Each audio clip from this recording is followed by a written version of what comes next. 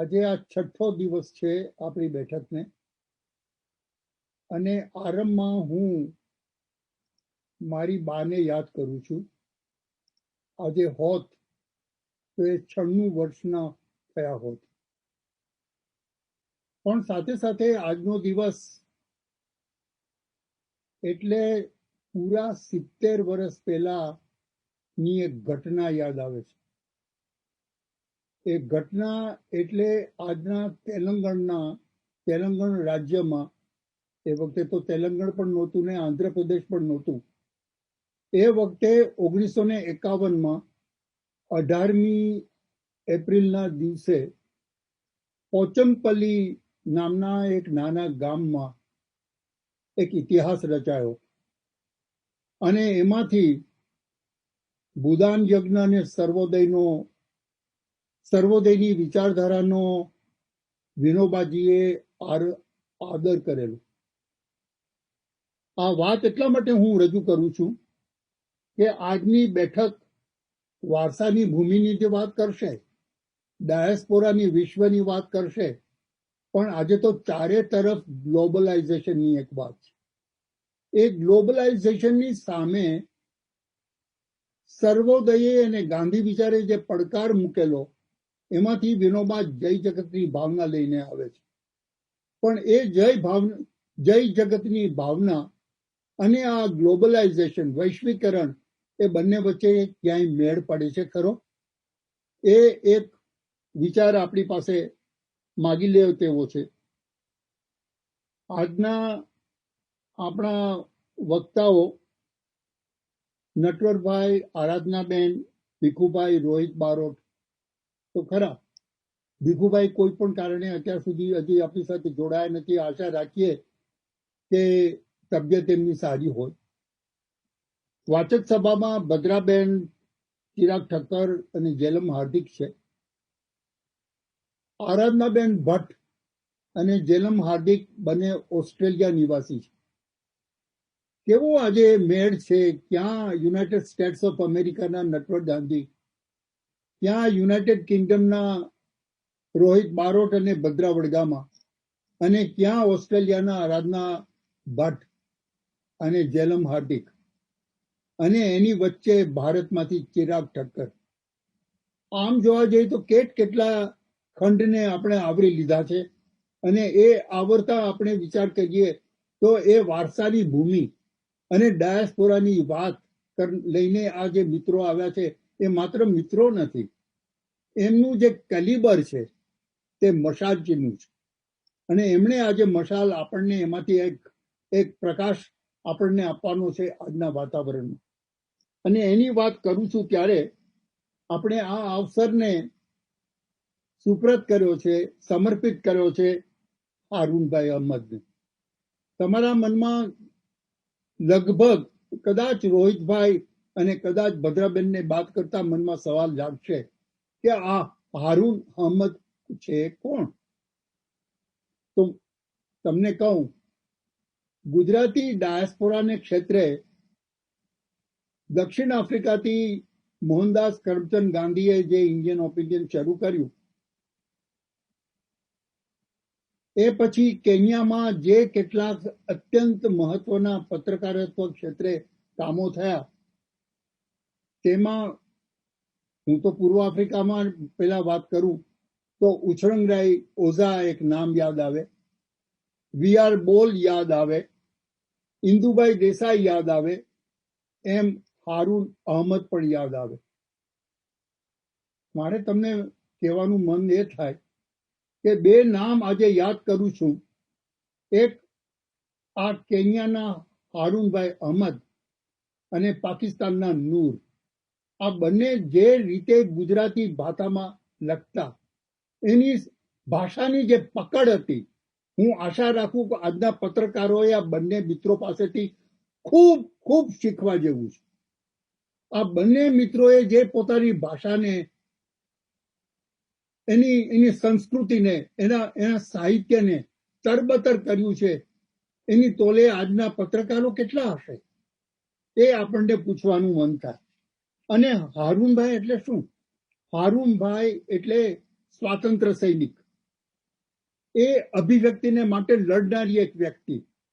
અને આફ્રિકાના વિસ્તારોમાં જોઈએ તો ત્યાં જે આખું વાતાવરણ પત્રકારત્વ ક્ષેત્રે એ આઝાદીની ચળવળમાં જે રીતે હતું એમાં એક ખૂપી ગયેલો માણસ અને ડાયસ્પોરાનું એક મોટું મિસાલ એને આપણે અર્પણ કરીએ છીએ. હારૂનભાઈ 1983 કે 82માં મુંબઈમાં એમનું અવસાન થયું હતું. અને એ કેવી રીતે મજાની વાત હતી કે એ જન્મ્યા ઉછર્યા નૈરોબીમાં અને એની છેલ્લી ઘડી એક આશ્રમમાં, આધ્યાત્મિક આશ્રમમાં બંદગી કરતા કરતા એમણે વિદાય લીધી. આવા એક આ પુરુષને આપણે આજનો અવસર સમર્પિત કર્યો છે. હવે આજની કાર્યક્રમમાં વાત કરીએ તો સૌથી પહેલા મારે કહેવાનું મન થાય કે ગુજરાતી પત્રકારત્વ અને જાહેર જીવનના આંદોલનને જેને જીવ રેડીને કામ કર્યું છે એવા નયા માર્ગના તંત્રી ઇન્દુકુમાર જાની એમની નાદુરસ્ત તબિયત છે. તો આપણે ચાલો પ્રાર્થના કરીએ કે એમની ગંભીર માંદગીમાંથી એ ઊભા થાય અને ફરીવાર કલમ પકડે. પણ આજના કાર્યક્રમમાં જતા આખો ભીખુભાઈ આવે તો હવે ભીખુભાઈ આપણા સાથે જોડાશે. બાકી રોહિત બારોટ, આરાધના ભટ્ટ અને નટવર ગાંધી એ મુખ્ય વક્તાઓ છે.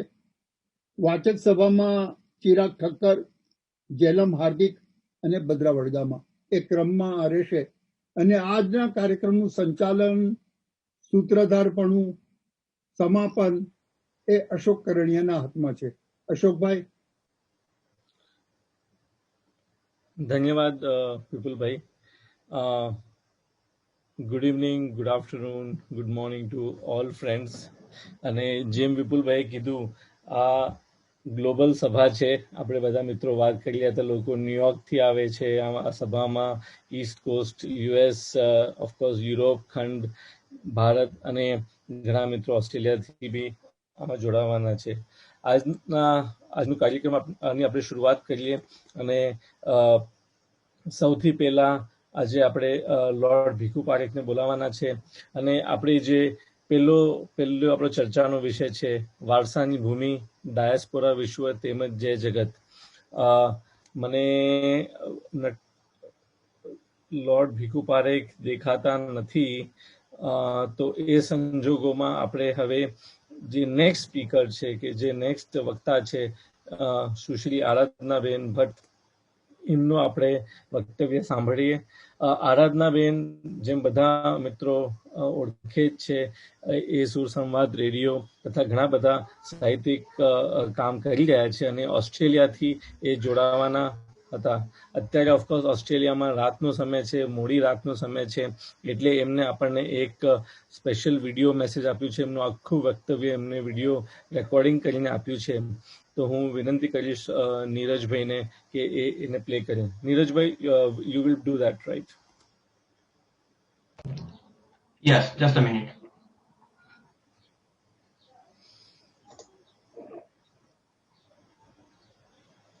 વારસાની ભૂમિ, ડાયસ્પોરા વિશ્વ તેમજ જય જગત. સુમ સંવાદ ઓસ્ટ્રેલિયાથી આરાધના ભટ્ટ. નમસ્તે. આપ સૌને ઓસ્ટ્રેલિયાથી આરાધના ભટ્ટના વંદન. ઓપિનિયનના રજત જયંતીના આનંદ પર્વમાં મને સહભાગી થવાનું આમંત્રણ આપ્યું તે બદલ સૌ પ્રથમ ઓપિનિયનના વિપુલભાઈ અને સમગ્ર ટીમની આભારી છું. આ આનંદ પર્વ નિમિત્તે મારો ઉમળકો પણ વ્યક્ત કરું છું. હું માનું છું કે ઓપિનિયન એ માત્ર ડાયસ્પોરા માટે જ નહીં પણ આખા વિશ્વના ગુજરાતીઓ માટે એક અમૂલ્ય ઘરેણું છે અને મિસાલરૂપ છે. ઓપિનિયનની વેબસાઇટ એક વેબસાઇટ નહીં પણ એક સ્થાનક છે. અને મને કલાપીની પંક્તિ યાદ આવે કે પાપી એમાં ડૂબકી દઈને પુણ્યશાળી બને છે. એવું ઓપિનિયનની વેબસાઇટમાંથી ડૂબકી લઈને જ્યારે બહાર નીકળીએ ત્યારે એવો કોઈક અનુભવ થાય કે આપણે કોઈક રીતે સમૃદ્ધ બન્યા. એટલે સૌપ્રથમ ઓપિનિયનની સમગ્ર ટીમને અને વિપુલભાઈને એ માટે ખૂબ ખૂબ હૃદયપૂર્વક અભિનંદન આપું છું. 2 શબ્દથી શરૂઆત કરું છું. ઓપિનિયન અને વિચારપત્ર. ઓપિનિયનનો અર્થ જો અભિપ્રાય, મત, મંતવ્ય એવો કંઈક લઈએ અને વિચાર શબ્દ, આ 2 શબ્દ મને લાગે છે કે ડાયસ્પોરા સંબંધે કે સંદર્ભે ખૂબ મહત્વના બની જાય છે. ઉમાશંકરની કવિતા જૂનું ઘર ખાલી કરતા ઉમાશંકર કહે છે, શું શું સાથે લઈ જઈશું. જ્યારે આપણે દેશાંતરિતો એક દેશમાંથી પોટલા બાંધીને બીજા દેશમાં જઈએ છીએ, સ્થળાંતર કરીએ છીએ, દેશાંતર કરીએ છીએ, ત્યારે ઘણી બધી વસ્તુઓ સાથે લઈ જઈએ છીએ. ઘણી બધી વસ્તુઓ સાથે લઈ જવાની એક લાંબી યાદી આપણી બનાવી હોય છે, જે આપણે બેગોમાં ભરતા હોઈએ છીએ. પછી બેગો ભરાઈ જાય, બેગોમાં જગ્યા ન બચે, ત્યારે કદાચ આ 2 વસ્તુઓ, ઓપિનિયન એટલે કે મંતવ્ય, વિચાર, અભિપ્રાય અને વિચાર, આ બંને ક્યાંક ક્યારેક ઊંચા મુકાઈ જતા હોય છે કે બેગમાં પાછળથી ભરાતા હોય છે કે હવે બીજી વાર આવીશું ત્યારે લઈ જઈશું, એવું ક્યારેક બની જતું હોય છે. અને આ જે ખોટ આપણા જીવનમાં હોય છે તે ઓપિનિયનની વેબસાઇટ પૂરી કરે છે. વારસાની ભૂમિ. તો વારસાની ભૂમિ આપણે કોને કહેશું? ભૂમિ એટલે શું? પૃથ્વીના અક્ષાંશ રેખાંશની વચ્ચે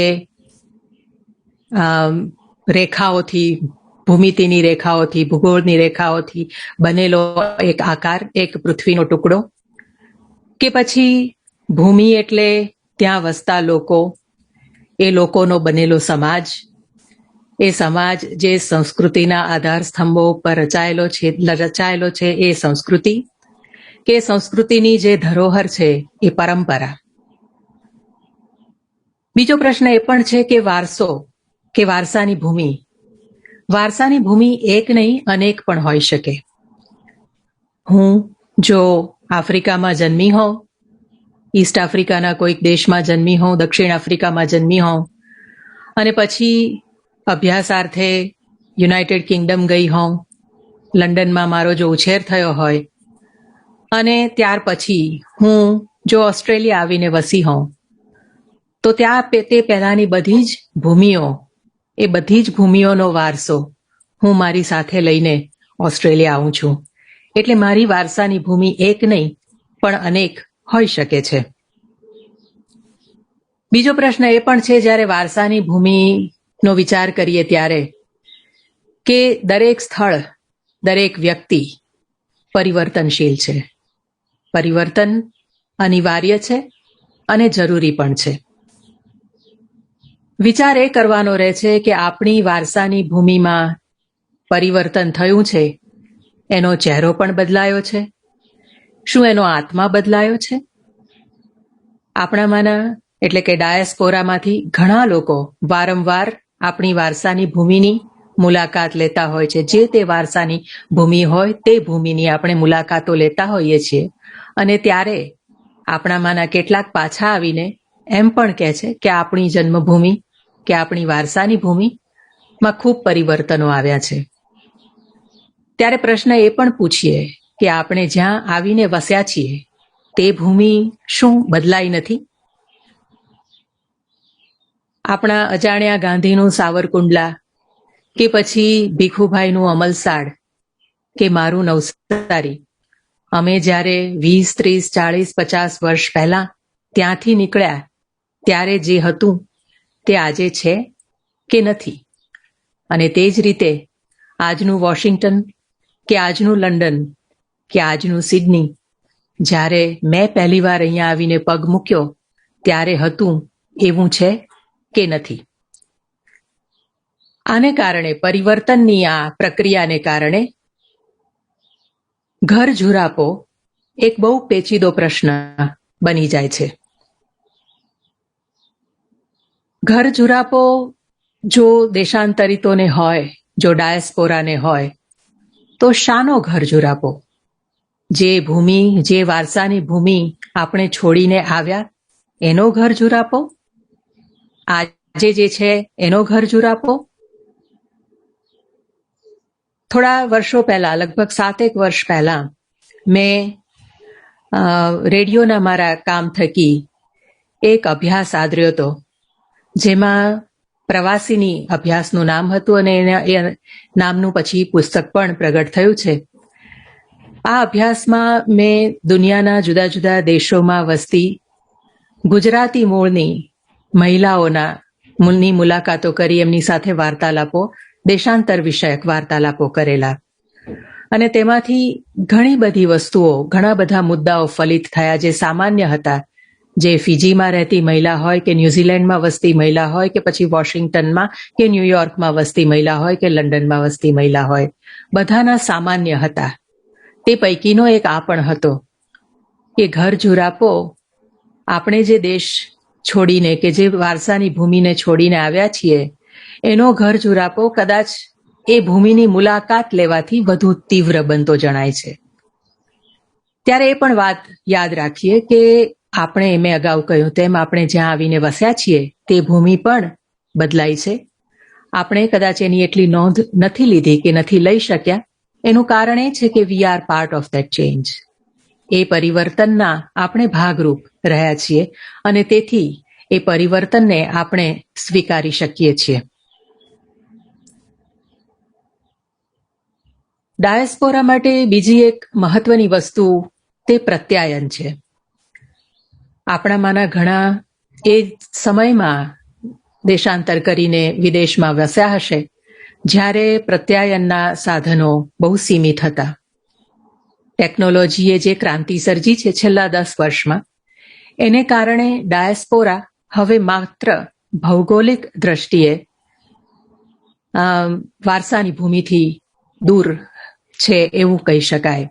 બીજી તમામ રીતે ડાયસ્પોરા આજે જે તે પોતાની વારસાની ભૂમિ હોય તેની સાથે ખૂબ નિકટતાથી સંકળાઈ રહ્યો છે અને સંકળાઈ શકે છે.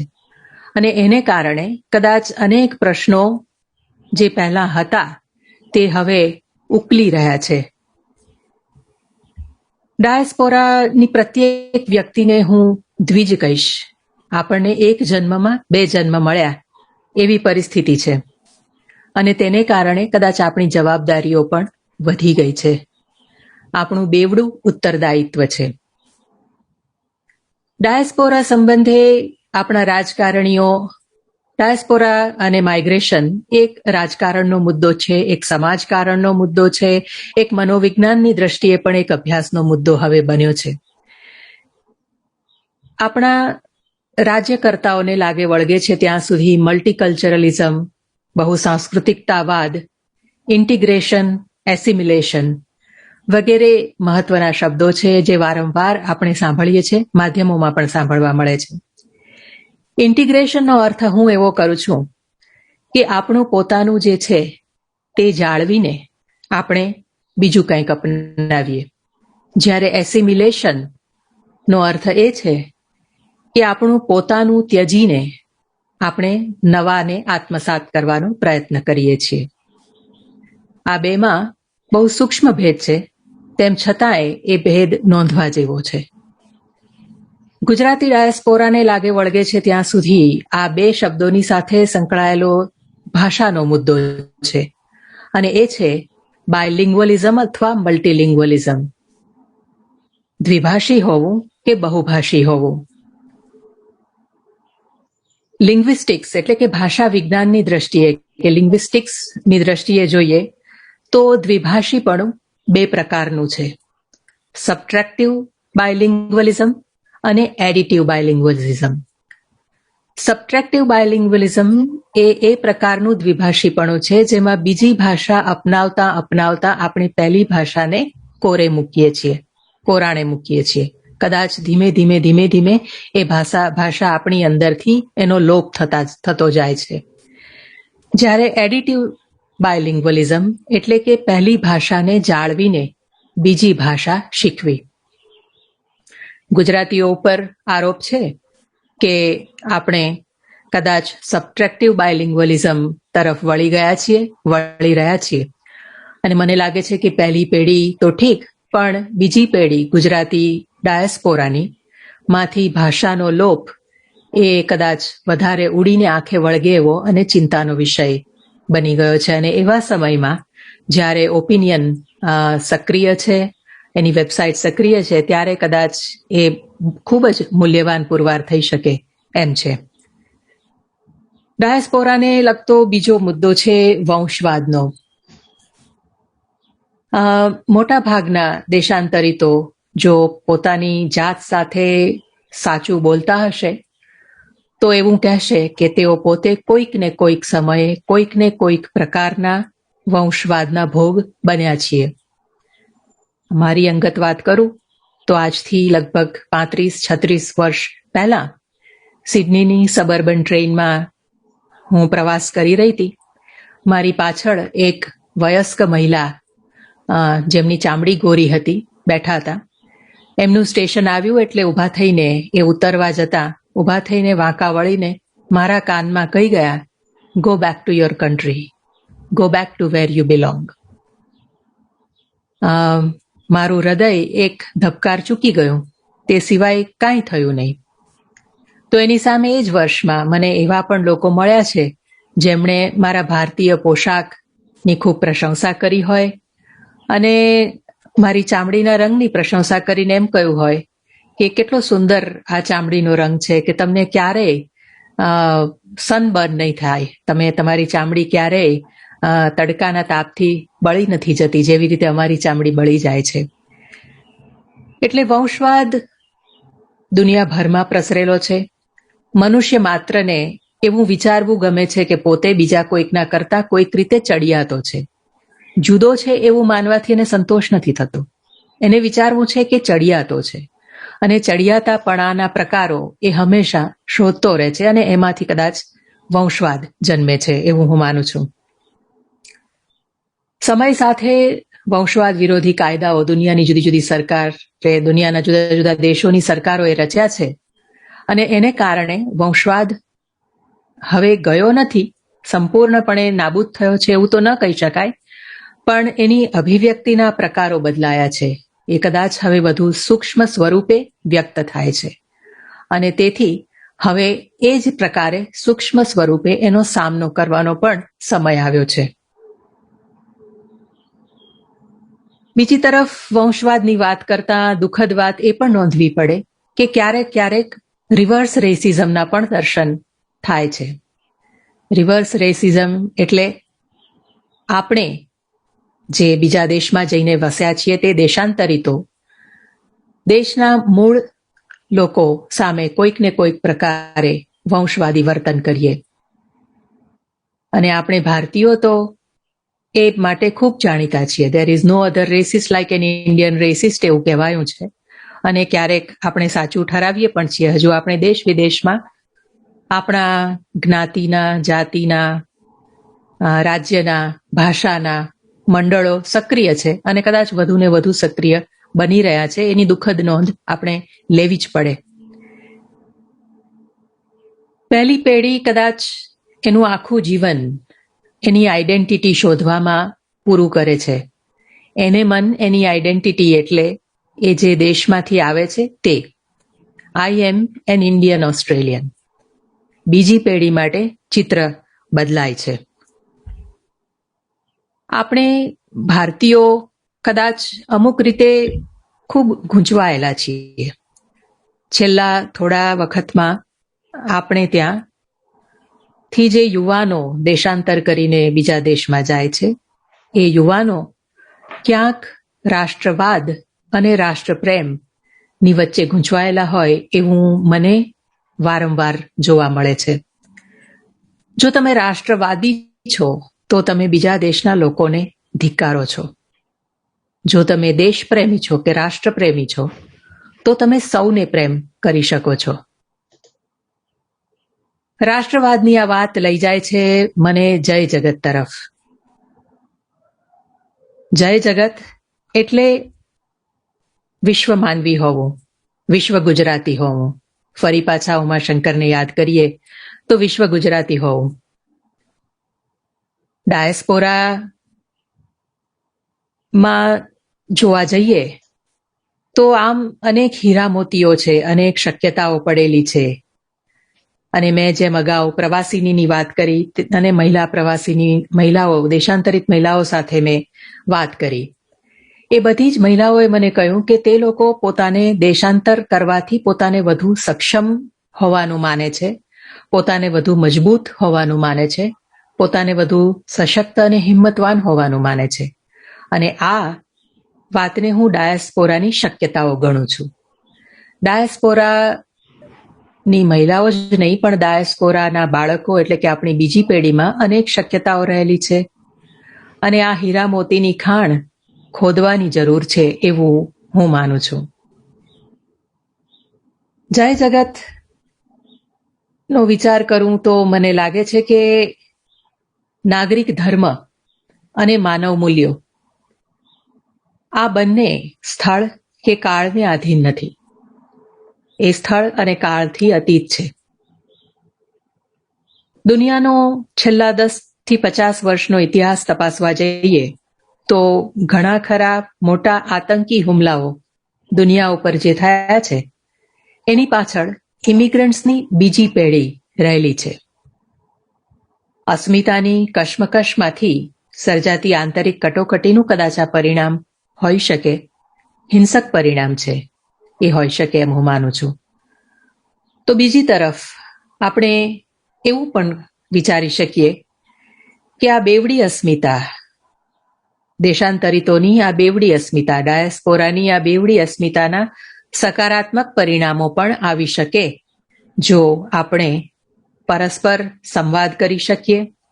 આ ડ્યુઆલિટીનો ઉપયોગ કરીને જો બંને પ્રજાઓ વચ્ચે પરસ્પર સંવાદ સાધી શકાય તો જગત એનાથી વધુ સમૃદ્ધ થશે. આપણે વિશ્વ માનવી બની શકીશું અને જય જગતનો મંત્ર ચરિતાર્થ કરી શકીશું. આજના વાર્તાલાપનું સમાપન હું આપણા સૌના પ્રિય ફાધર વાલેસનું સ્મરણ કરીને કરવા માંગુ છું. ફાધર વાલેસનું એક પુસ્તક છે, 2 countries, 1 life. 2 countries, 1 life, Encounter of Cultures. આ પુસ્તકમાં ફાધર એમની તાર્કિક રીતે, એમની લાક્ષણિક રીતે અનેક રોજિંદા ઉદાહરણો આપીને વાત છેડે છે અને કોઈક સરસ અંતિમ સત્ય ઉપર ફાધર જે એમની લાક્ષણિક અદાથી પહોંચતા હોય છે એ રીતે પહોંચે છે. એમાં એમણે રૂડિયાર્ડ કિપલિંગની જે પંક્તિઓ આપણે વારંવાર ટાંકતા હોઈએ છીએ, east is east and west is west and the twain shall never meet, એ બેલેડ ઓફ ધ ઈસ્ટની વાત કરી છે. ફાધર કહે છે કે આ પંક્તિઓને આપણે હંમેશા એના સંદર્ભ વિના જોઈએ છીએ, કારણ કે આપણે એક જ વાક્ય ટાંકીએ છીએ, east is east and west is west and never the twain shall meet. પણ એની જો આખી કડી જો જોઈએ, 4 પંક્તિઓ જોઈએ તો કદાચ એનો અર્થ જુદો જ નીકળે. હું એ 4 પંક્તિઓ વાંચું છું રૂડિયાર્ડ કિપલિંગનું the ballad of the east. Oh, the east is east and west is west and never the twain shall meet till earth and sky stand presently at God's great judgment seat. But there is neither east nor west, border nor breed nor birth, when 2 strong men stand face to face, though they come from the ends of the earth. જ્યારે 2 વ્યક્તિ, 2 દુનિયાના 2 છેડેથી આવેલી 2 વ્યક્તિઓ જો સાથે ઊભી રહીને સંવાદ કરી શકે તો ન જન્મ ન જાત કે ન પૂર્વ ન પશ્ચિમ, કશું જ એનો કોઈ અર્થ રહેતો નથી. એ બધું જ નિરર્થક બની જાય છે. ફરીથી આજે આપ સૌ સાથે મારા વિચારો આદાન પ્રદાન કરવાનો મને આ તક આપી તે માટે આપ સૌનો ખૂબ આભાર માનું છું. જય જગત, જય હિન્દ.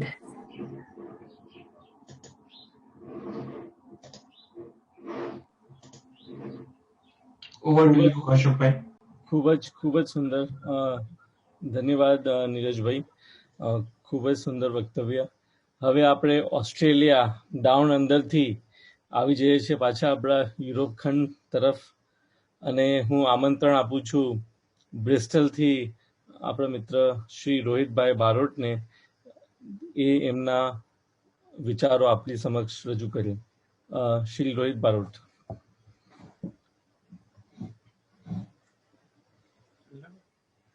સંભળાય છે મારો અવાજ? સંભળાય છે, બિલકુલ સંભળાય છે. લાચું દેખાય છે? Yes, loud and clear. Loud and clear. સૌથી પહેલા તો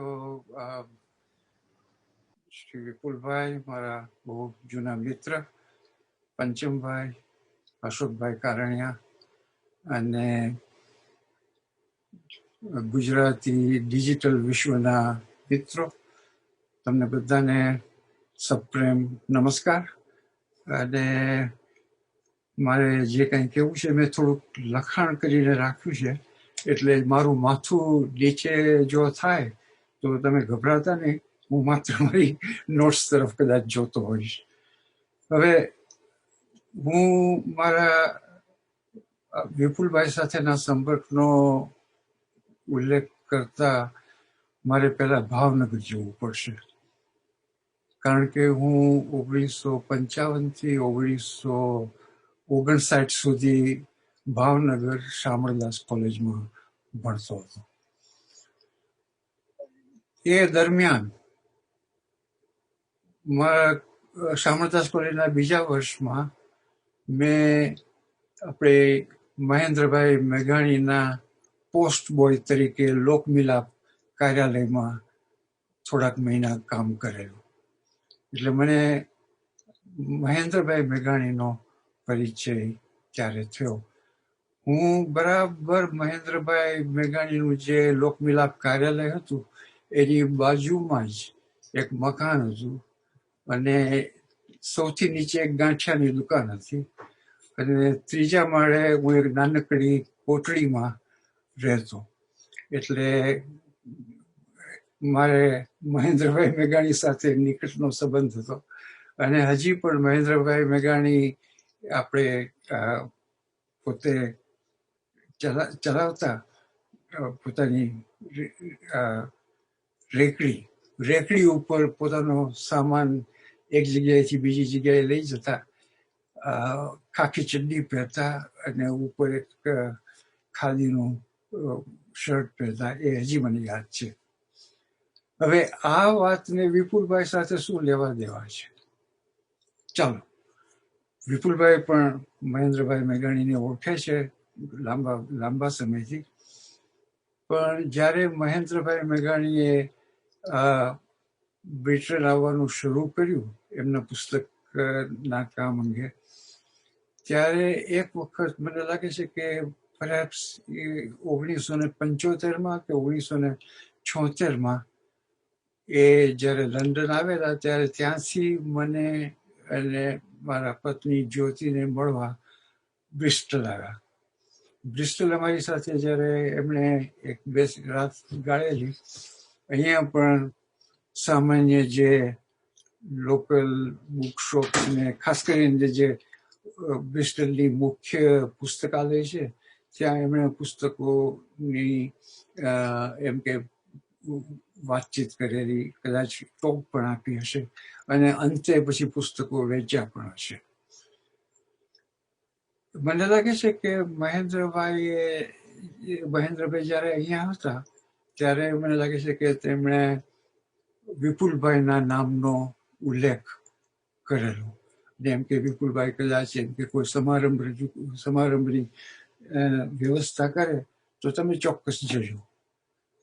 એ વખતે હું હજી ગુજરાત સમાચારનો ગ્રાહક હતો, અને ગુજરાત સમાચારમાં પણ મને લાગે છે ત્યાં સુધી 1979ના સમારંભની જાહેરાત હતી. સૌથી પહેલો જે સાહિત્ય સમારંભ હતો એની જાહેરાત હતી. એટલે અમે નક્કી કર્યું કે આપણે આ સમારંભમાં ચોક્કસ જશું.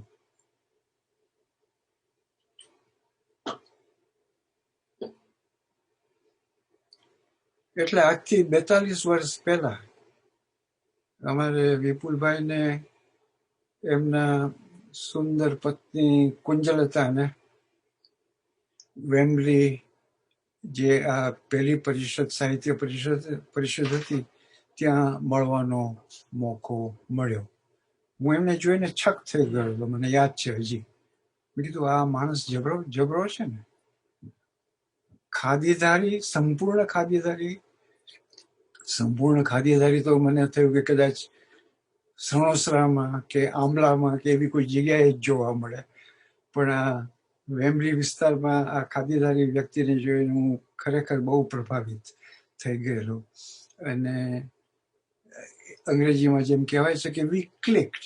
અને ત્યાર પછી અમે આજે 42 વર્ષથી એકબીજાના મિત્રો પણ છીએ અને અમે ગાઢા મિત્રો છીએ એમ કહેતા પણ મને ખૂબ જ આનંદ થાય છે અને ગર્વ થાય છે. હવે અકાદમી ને ઓપિનિયન એકબીજા સાથે સંકળાયેલા છે એવું મારું મંતવ્ય છે. એટલે ઓપિનિયન છે તે ઓપિનિયન, એને તદ્દન તમે સાવ જુદું નહીં ગણી શકો. પછી ઓપિનિયન જુદું થોડું થતું જાય છે, એમાં કોઈ શંકા વગરની વાત છે.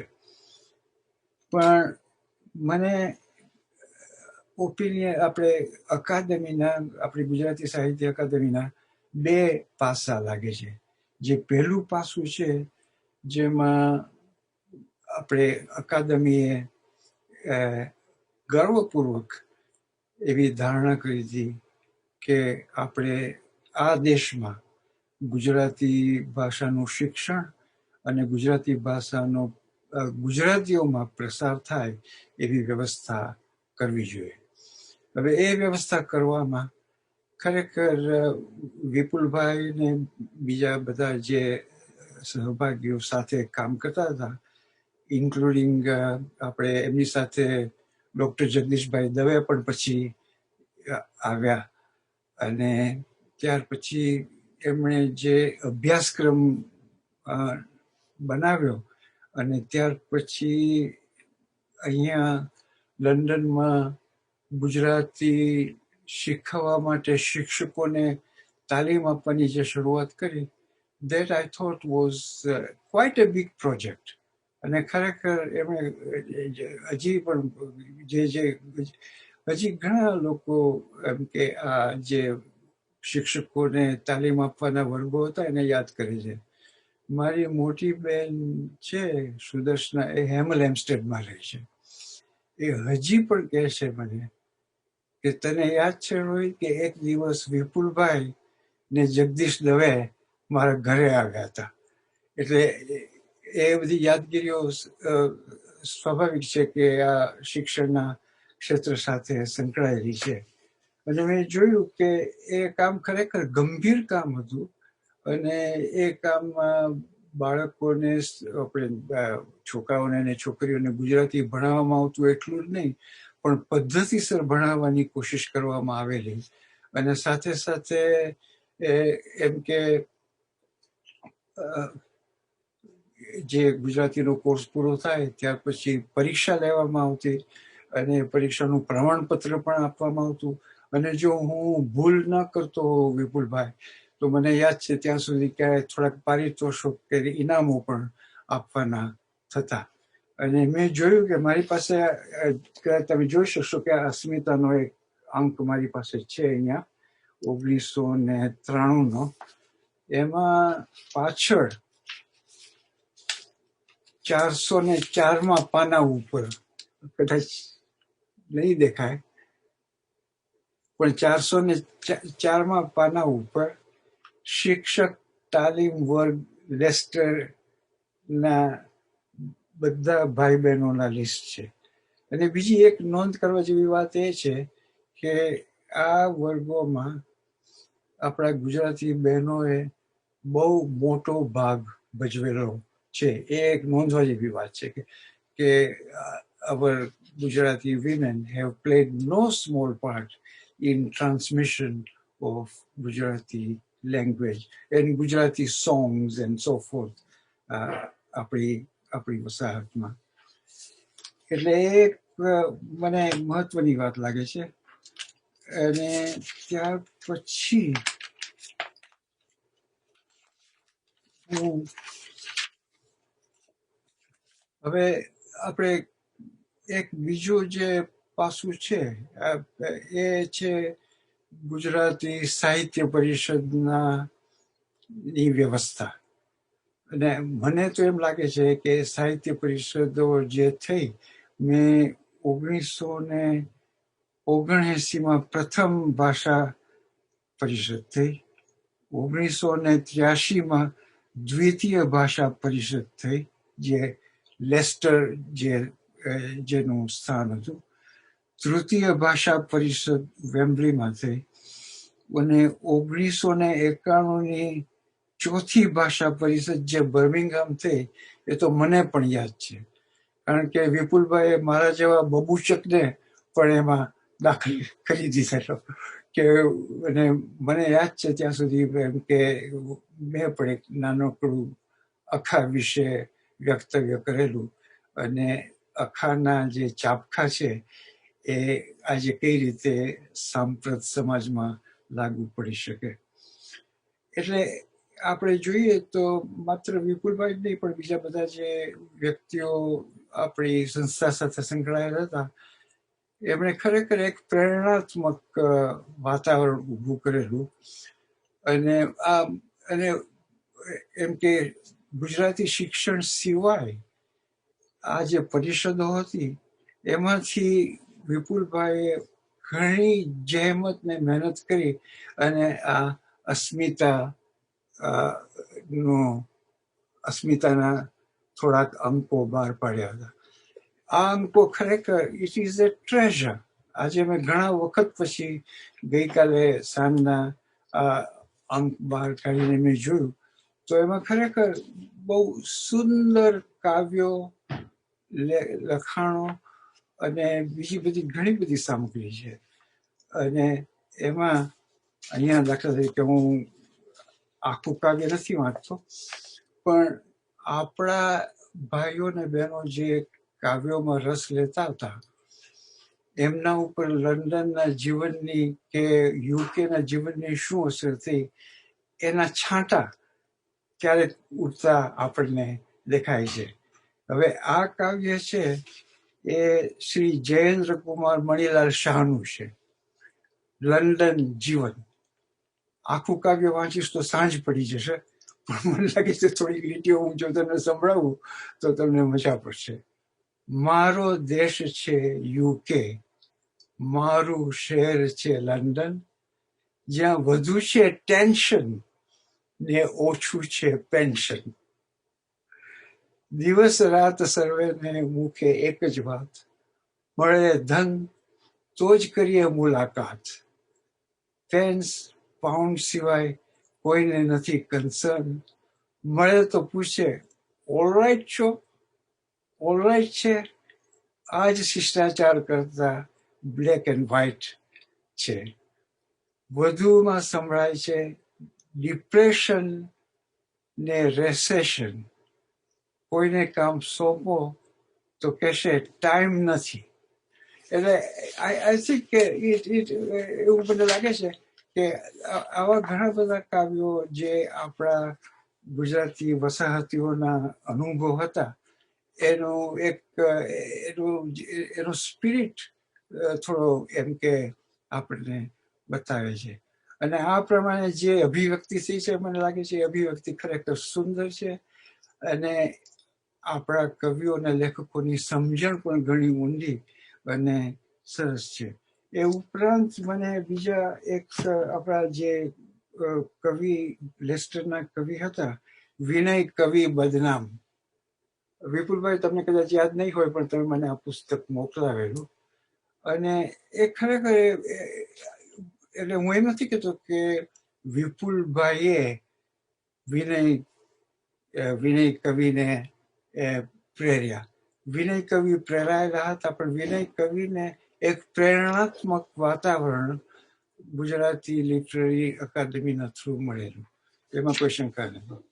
હવે એમણે આ પુસ્તક એમનું કાવ્યનું છે એ એમણે એમના એમના ધર્મપત્ની સુશીલાની સ્મૃતિને અર્પણ કર્યું છે. અને હું માત્ર 4 પંક્તિ એમાંથી વાંચું છું અહીંયા. ચમનમાં મહેકતા સુમન પાછા નહીં આવે, મુજ રંકના મોંઘા રતન પાછા નહીં આવે, અંતે બદનામ હવે સત્યને સ્વીકારી લે, તને છોડીને ગયેલા સ્વજન પાછા નહીં આવે. I think it's wonderful. મેં જોયું કે એમના બીજા કાવ્યોમાં જે સંવેદનશીલતા છે એ એકદમ તીવ્ર સંવેદનશીલતા છે. અને હું એમ કે આઈ કેન ઇમેજિન, હું જ કલ્પના કરી શકું છું કે એમના પત્નીના અવસાનથી એમને કેટલું બધું ઊંડું દુઃખ થયું હશે. અને એ દુઃખનું પ્રતિબિંબ આપણને એમની કવિતાઓમાં જોવા મળે છે. આ સિવાય મને લાગે છે કે વિપુલભાઈ અને આપણા ગુજરાતી લિટરરી અકાદમીના સભ્યો શ્રી રતિલાલભાઈ ચંદરિયા સાથે સંકળાયેલા હતા. અને રતિલાલ ચંદરિયા વોઝ એબ્સોલ્યુટલી એમેઝિંગ. મને પોતાને એમનો એટલો બધો અંગત પરિચય નથી, પણ હું એમને મળેલો 1 કે 2 વખત. અને એક વખત વિપુલભાઈની હાજરીમાં મનસુખલાલ શાહના ઘરે અમારી મુલાકાત થયેલી.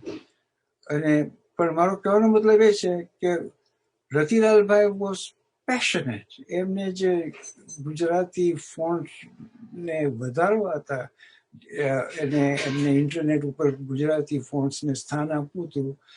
અશોકભાઈ કારણિયા તો આ વાત બહુ સારી રીતે જાણતા હશે. એટલે એ સમયે વિપુલભાઈએ રતિલાલભાઈ ચંદરિયાને પૂરેપૂરો એમનાથી બની શકે એટલો સહકાર આપેલો. અને એ સહકારના પરિણામે વિપુલભાઈ અને રતિલાલભાઈ ચંદરિયા અને ચંદરિયા ફેમિલી સાથે એક જાતનો ગાઢો સંબંધ પણ ઊભો થયો. અને વિપુલભાઈ ને અશોકભાઈ તો એકદમ ગાઢા લાઈફ લોંગ ફ્રેન્ડ્સ થઈ ગયા. એટલે it's a wonderful asset to, એટલે કે મિત્રતા છે, દોસ્તી છે, અને દોસ્તી એકદમ બહુ મૂલ્યવાન દોસ્તી છે. એટલે એ એક મને થયું કે મારે આ વાતનો ઉલ્લેખ કરવો જોઈએ. હવે અકાદમીના જે બધા એમ કે ધ્યેયો હતા, એ બધા ધ્યેયો કદાચ પૂરા નહીં થયા હોય. એમાંનું એક ધ્યેય જે હતું તે મને હજી બરાબર યાદ છે કે વિપુલભાઈની એમ ઈચ્છા હતી કે લંડનમાં અકાદમીનું પોતાનું મકાન હોય. અને જો પોતાનું મકાન હોય, જગ્યા હોય, વેમ્બલી જેવી જગ્યાએ કે ઈલિંગ રોડ ઉપર કે જ્યાં હોય ત્યાં, તો અકાદમીની પ્રવૃત્તિઓ વિસ્તૃત રીતે સ્થાનિક ગુજરાતીઓ એનો ઉપયોગ કરી શકે. અને માત્ર ગુજરાતી ભણાવવા માટે જ નહીં, અને ગુજરાતીના ક્લાસીસ માટે જ નહીં, પણ બીજી બધી પ્રવૃત્તિઓ માટે, વાતચીતો માટે, સંગીત માટે, નૃત્ય માટે વગેરે વગેરે, જે ઘણા સેન્ટરો હવે ચલાવતા હોય છે. પણ ઇટ ઇઝ ઇન્ટરેસ્ટિંગ, માફ કરજો હું થોડું ગુંગલીશ પણ આમાં ઉમેરું છું. એટલે કે એ વખતે પરિસ્થિતિ એવી હતી કે મકાનોના ભાવ, they were just, property prices were rising astronomically. એટલે કે અકાદમી પોતે લઈ શકે એવા મકાનોની કિંમત એકદમ વધી ગઈ. એ એક કારણ હતું. બીજું કારણ મને એમ લાગે છે, આપણા જ્ઞાતિ અને સંપ્રદાયના જે લોકો હતા એ વખતે, they were desperately trying to settle. એટલે કે આપણો એ વસાહતી જે તબક્કો હતો એમાં તમે જાણો છો એ પ્રમાણે આપણા જુદી જુદી જ્ઞાતિઓ અને સંપ્રદાયના લોકોએ ઘણી બધી પ્રોપર્ટીઝ મેળવી. હું એક કિસ્સો એવો જાણું છું, જે કિસ્સો છે આપણે એક વણિક કમ્યુનિટીનો, નવનાથનો, કે એમણે આપણે વેસ્ટ લંડનમાં બ્રિટિશ એરવેઝની ક્લબ માટે £2 મિલિયન ખર્ચા. એટલે વસ્તુસ્થિતિ શું છે કે જે પછી બીજા જે નાના સમુદાયો હતા, અને આપણી અકાદમી જે એક નાનું ઉગતું ફૂલ હતું, અને એટલે એ સંજોગોમાં પછી જે આ સ્વપ્ન જે હતું કે આપણું પોતાનું સ્વતંત્ર મથક હોય, એ સ્વપ્ન વિપુલભાઈ અનફોર્ચ્યુનેટલી પૂરું થઈ શક્યું નહીં. હવે છેલ્લે હું હવે મારે તમે ઘડિયાળ સામે જુઓ છો, એટલે મેં જોયું કે maybe you can be brief. Almost time. I will be very brief. And I only say કે opinion is a wonderful journal, absolutely wonderful. અને એમાં વિપુલભાઈ જે રસ પીરસે છે અને જે જુદી જુદી જગ્યાઓથી આપણને સામગ્રી આપે છે, એ માટે હું અંગત તો ખૂબ આભારી છું. અને મને ખાતરી છે કે જે ગુજરાતીઓ ઓપિનિયન વાંચતા હશે એમને ખૂબ આનંદ આવતો હશે. અને સૌથી મહત્વની વાત એ છે કે આજે કોઈ પણ જાતના પગાર સિવાય, કોઈ પણ જાતની આવક સિવાય, કોઈ પણ જાતની સબસિડી વગર, કોઈ પણ જાતની લોકલ ઓથોરિટીની ગ્રાન્ટ વગર આટલા રસથી અને આટલી તમન્નાથી, આટલી ખંતથી વિપુલભાઈએ જે કામ કર્યું છે, એમને માટે હું એમને ખૂબ ખૂબ મારા અંગત અભિનંદન આપું છું, મિત્ર તરીકે અને એક ગુજરાતી ચાહક તરીકે. છેલ્લે આપણે વિપુલભાઈની વાત થઈ, પણ વિપુલભાઈની સાથે બીજા ઘણા વ્યક્તિઓ સંકળાયેલા હતા, અને હું માત્ર એમાંથી થોડાક વ્યક્તિઓને યાદ કરું છું. કવિ શ્રી ડાયાભાઈ પટેલ, બલવંત નાયક, યોગેશ પટેલ, પોપટલાલ જરીવાલા, વલ્લભ નાંડાઈ, જે પોતે બહુ એક સારા લેખક છે, ભદ્રા વડગામા, જે કદાચ આપણને પાછા કંઈક વક્તવ્ય કરશે, ડોક્ટર અનિલ કાગળવાળા, અને સ્વાભાવિક છે કે પંચમભાઈ શુક્લ અને બીજા બધા અશોકભાઈ કારણિયા સાથે સંકળાયેલા જે બધા આપણા મિત્રો છે, એ બધાને સપ્રેમ નમસ્તે અને તમારા બધાનો ખૂબ આભાર માનું છું. વિપુલભાઈ ને પંચમભાઈ, તમે મને થોડું ગુજરાતી બોલવાની, ગુંગલીશ તો નહીં પણ ગુજરાતી બોલવાની જે તક આપી, એ બદલ હું તમારો વિશેષ આભાર માનું છું. Thank you very much. Thanks. બસ અહીંયા વિરમીશ. ખૂબ ખૂબ આભાર તમારો રોહિતભાઈ, અને ક્ષમા ચાહું છું તમને ઘડિયાળ તરફ તમારું ધ્યાન દોરવા માટે. just to honor everybody's time. Once again, thank you. અને હવે હું આમંત્રણ આપીશ આપણા નેક્સ્ટ સ્પીકરને, આપણા નેક્સ્ટ અતિથિને એમનું વક્તવ્ય આપવા માટે. The person who doesn't need any introduction in this forum, Shri Natwarbhai Gandhi. Over to you, Natwarbhai. Ashokbhai, before Natwarbhai starts, Bhikkubhai no phone hoto, he is trying to connect. Okay, that's wonderful news. હું એકવાર જોઈ લઉં ભીખુભાઈ આવી ગયા છે કે નહીં. હજી એ લિંક શોધ. Okay, sure. સો હું ભીખુભાઈ જોડાય ત્યાં સુધી આપણે આપણા કાર્યક્રમના ક્રમને આગળ વધારીએ, અને હું આમંત્રણ આપું છું શ્રી નટવરભાઈ ગાંધીને એ એમનું વક્તવ્ય આપણે સમક્ષ રજૂ કરે. Natwarbhai, yeah, over to you. We have 18 to 20 minutes. Over to you. ભાઈ શ્રી વિપુલભાઈ, પંચમભાઈ અને મારી સાથેના વક્તાઓ અને અન્ય મિત્રો, ઓપિનિયન વિચારપત્રને 25 વર્ષ પૂરા થયા એ વર્તમાન ગુજરાતી પત્રકાર જગતની એક અસાધારણ ઘટના તો છે જ, પરંતુ સાથે સાથે બૌદ્ધિક ગુજરાતી ડાયસ્પોરા વિશ્વનું પણ એક નોંધપાત્ર સીમાચિહ્ન છે. ગુજરાતી ભાષામાં કોઈ પણ સામયિક 25 વર્ષ સુધી એક ધારું ચલાવવું એ જેવા તેવાનું કામ નથી. એમાં તો ભેખ લેવો પડે, ગાંઠનું ગોપીચંદન કરવું પડે અને અસાધારણ પરિશ્રમ કરવો પડે. આ ભગીરથ કામ વિપુલભાઈ અને કુંજબહેને આટલો લાંબા સમયથી નિષ્ઠાપૂર્વક કર્યું અને હજી પણ કરે જાય છે. તેને માટે આપણે સૌ એમના ઋણી તો છીએ જ. પરંતુ આવા કપરા કામના ગુજરાતી પત્રકાર જગતમાં બહુ દાખલા મેં જોયા નથી. પણ ઓપિનિયન મેગેઝિન મને અમેરિકાના IF સ્ટોન્સ વીકલીની યાદ આપે છે. વર્ષો સુધી આ બળવીર પત્રકારે એકલે હાથે આ વીકલી ચલાવીને અમેરિકન વિચાર જગતમાં એક અનોખી છાપ પાડી હતી. ટાઈમ અને ન્યૂઝવીક જેવા માસ સર્ક્યુલેશન મેગેઝિનમાં આવી કોઈ શક્યતા હતી નહીં. આ છે લિટલ મેગેઝિનનો ચમત્કાર. ઓપિનિયનની આ રજત જયંતિ સમયે વિપુલભાઈને અભિનંદન અને આશા રાખીએ કે ડાયસ્પોરા ગુજરાતી પત્રકાર જગતને પોતાની ડિજિટલ કલમથી સમૃદ્ધ કર્યા કરે. હવે હું અમેરિકાના ઇન્ડિયન ડાયસ્પોરા વિશે વાત કરીશ.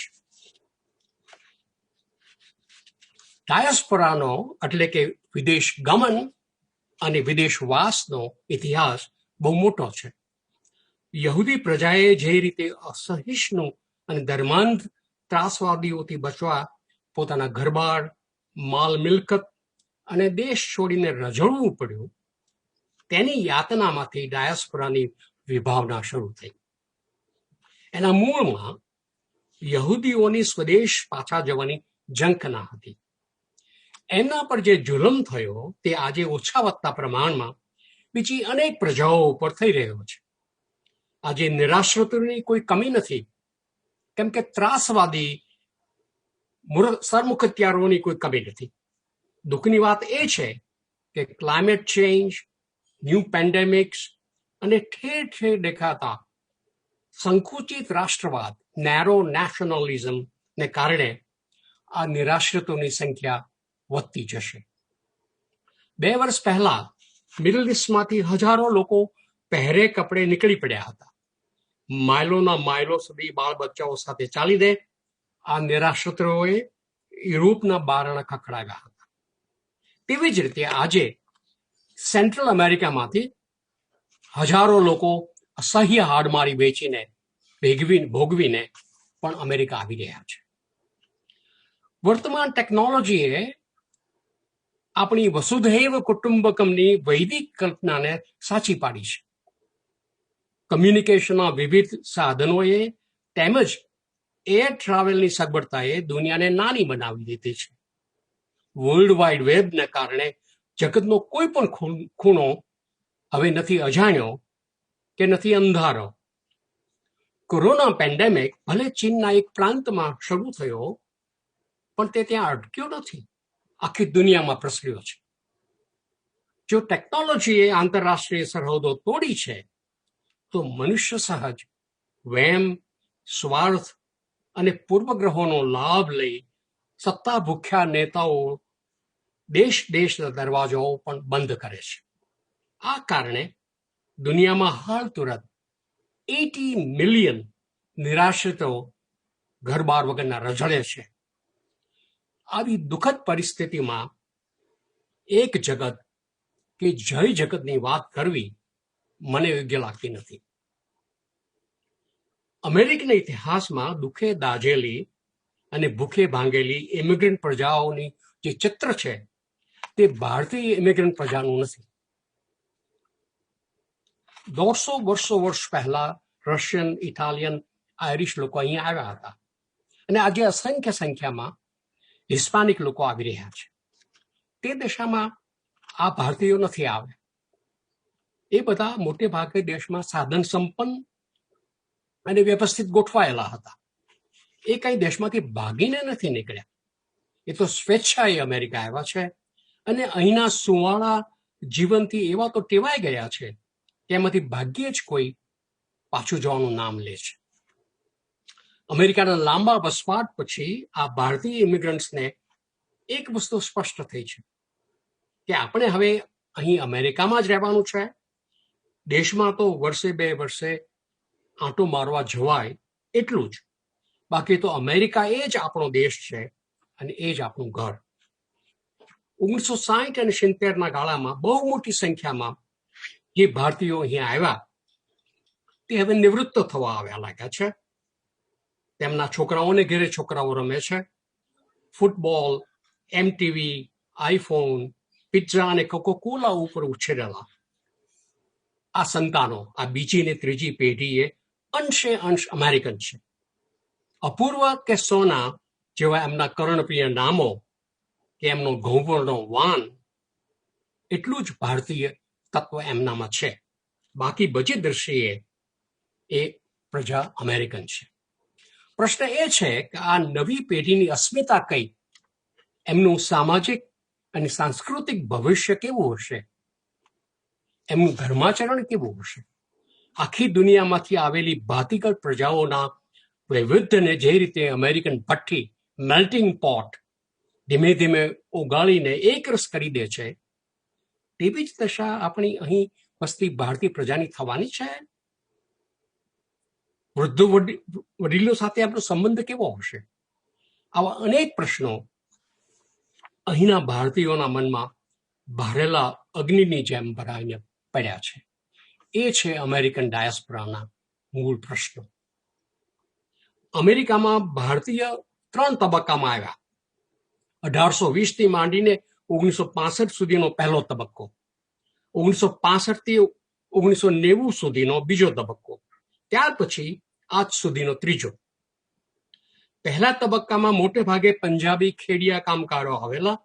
ઓછા પગારે અને કેડતોડ કામ કરીને આ મજૂરો અમારી રોજગારી લઈ જશે એવા ભયે હિન્દુસ્તાનીઓ અને બીજા એશિયનોને અમેરિકા ન આવી શકે એવા કાયદાઓ પસાર થયા. 1965માં અમેરિકાના ઇમિગ્રેશન કાયદાઓમાં ધરખમ ફેરફારો થયા.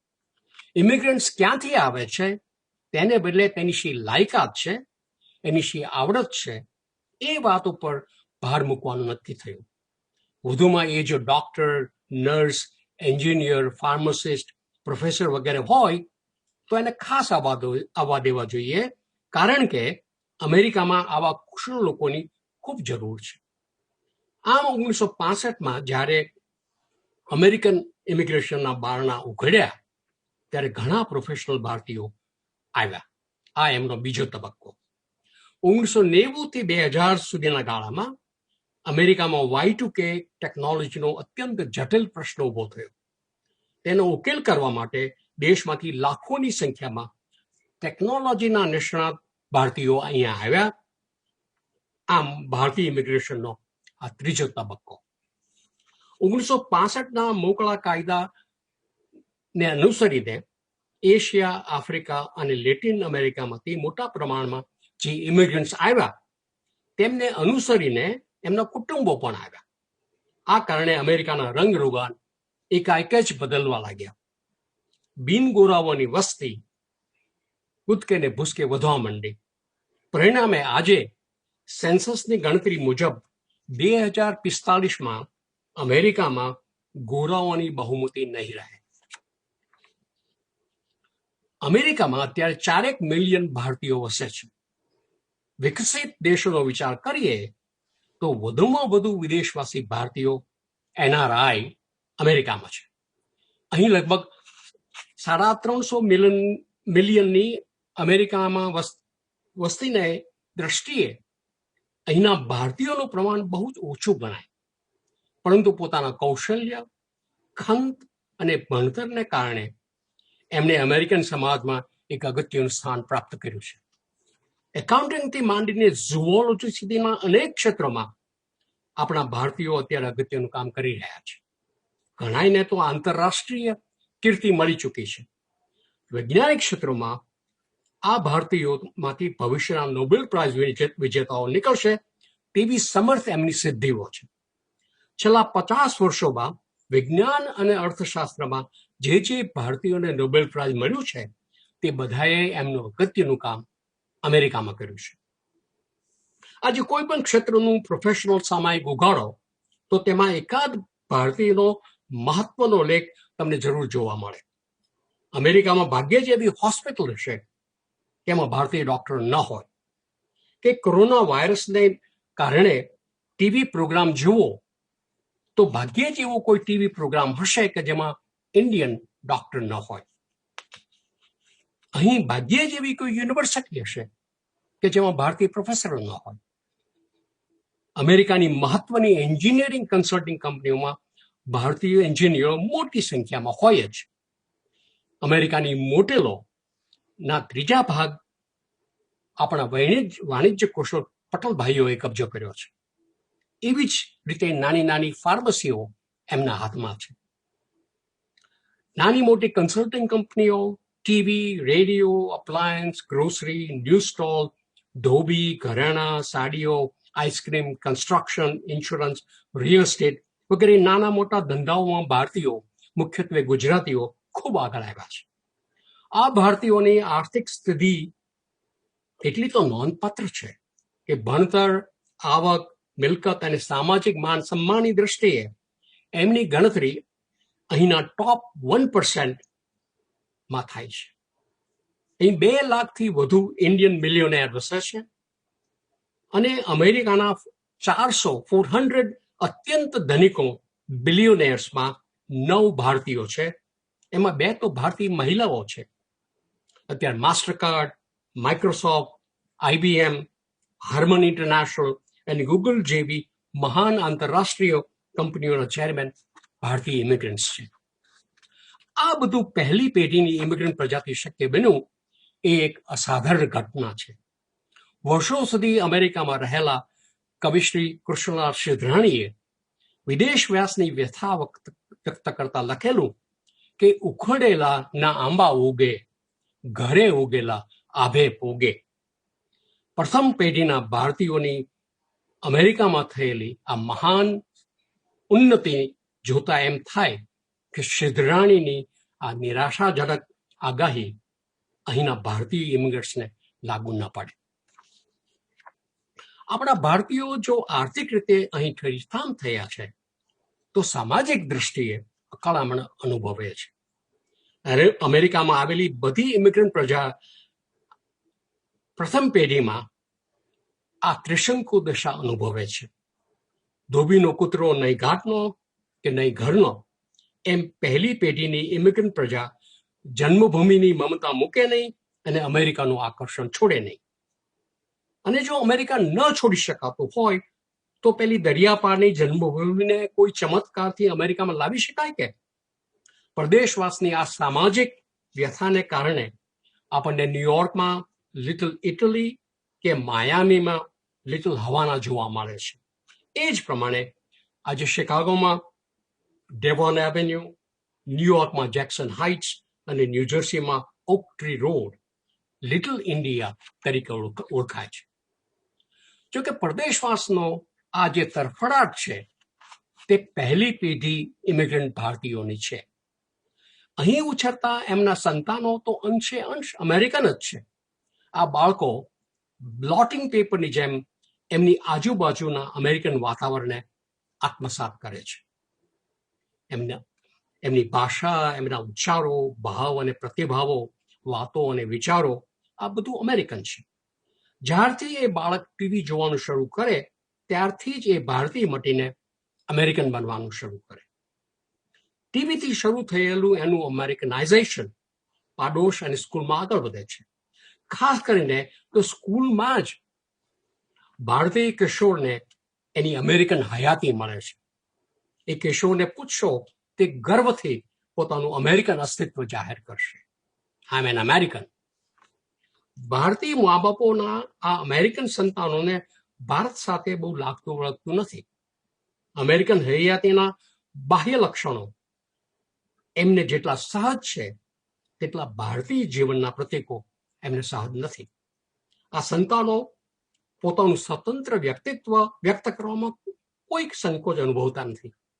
લગ્ન જીવન, પ્રણય, જાતીય સંબંધો, કૌટુંબિક સંબંધો, કારકિર્દી વગેરેના તેમના ખ્યાલો અને વિચારો બહુ તો અમેરિકન જ છે અને તે ભારતીય વિચારસરણીથી ઘણા જુદા પડે છે.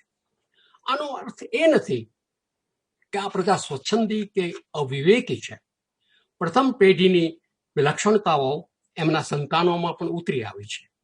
મૂળના ઈંડા કંઈ ચિતરવા પડતા નથી.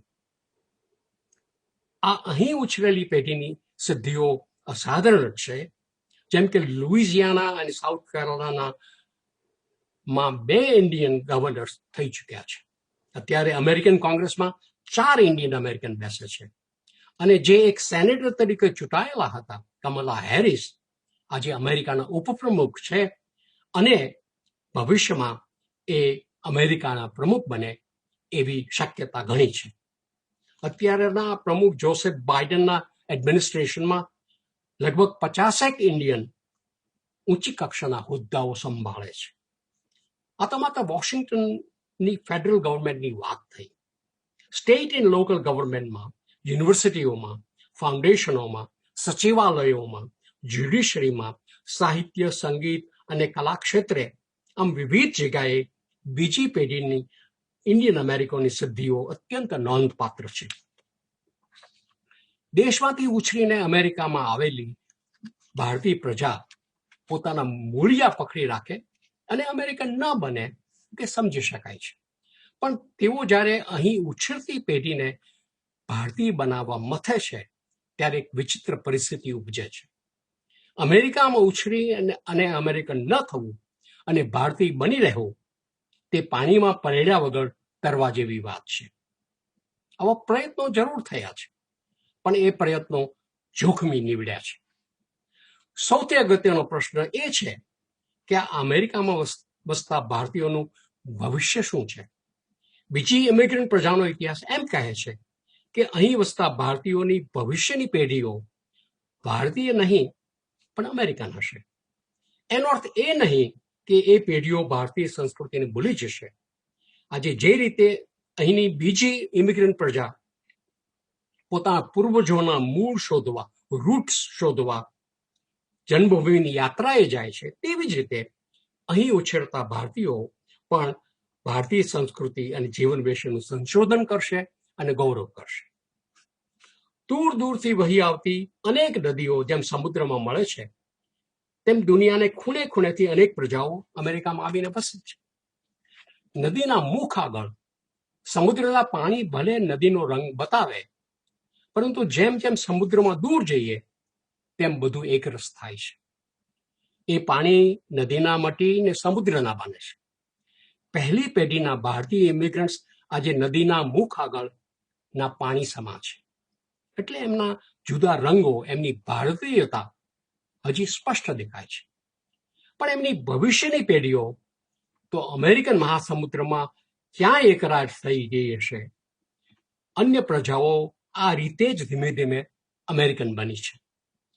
અમેરિકનાઇઝેશનના આ ઐતિહાસિક સત્યને અહીં વસતા ભારતીયોએ ના છૂટકે સ્વીકારવું પડશે. Thank you. ખૂબ ખૂબ આભાર નટુરભાઈ કાંતિ. બહુ જ સરસ મંતવ્ય તમારું. Good news is that Lord Bhikhu Parekh has been able to connect. Lord Bhikhu Parekh આવી ગયા છે અને આપણે એમને આમંત્રણ આપશું કે એ એમનું વક્તવ્ય રજૂ કરે. Lord Bhikhu Parekh, over to you without a further ado.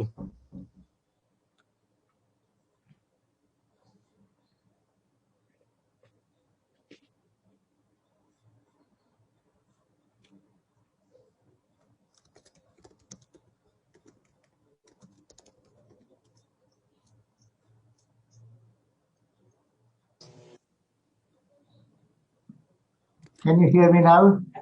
Yes. Oh, So, thank you. We are glad you are able to join. બધા મિત્રો, લોર્ડ ભીખુ પારેખ આવી ગયા છે આપણી સ્ક્રીનની સમક્ષ. He does not need any introduction. One of the most amazing individual, and of course he has been the Labour Party member of the House of the Lords and also has been associated with various political, cultural and social movements. Over to you, Lord Bhikhu Parekh. Thank you. મારે જે કહેવાનું છે 5-7 મિનિટમાં કહી દઈશ, કારણ કે મારી ભૂલ થઈ ગઈ હતી. આજનો પ્રસંગ છે મારી ડાયરીમાં આ તારીખે છે એ રીતે નહોતો લખ્યો, અઠવાડિયા પછી છે એ રીતે લખ્યો હતો. એટલે જે તૈયારી કરવી જોઈએ એ તૈયારી હું કરી શક્યો નથી. એ માટે પહેલેથી જ આપની માફી માંગી લઉં છું. સવાલ એ છે કે ડાયસ્પોરા શબ્દ સામે પણ મને વાંધો છે, અને ભારતીયો જે છે એ કેટલી અંશે ડાયસ્પોરા ગણી શકાય.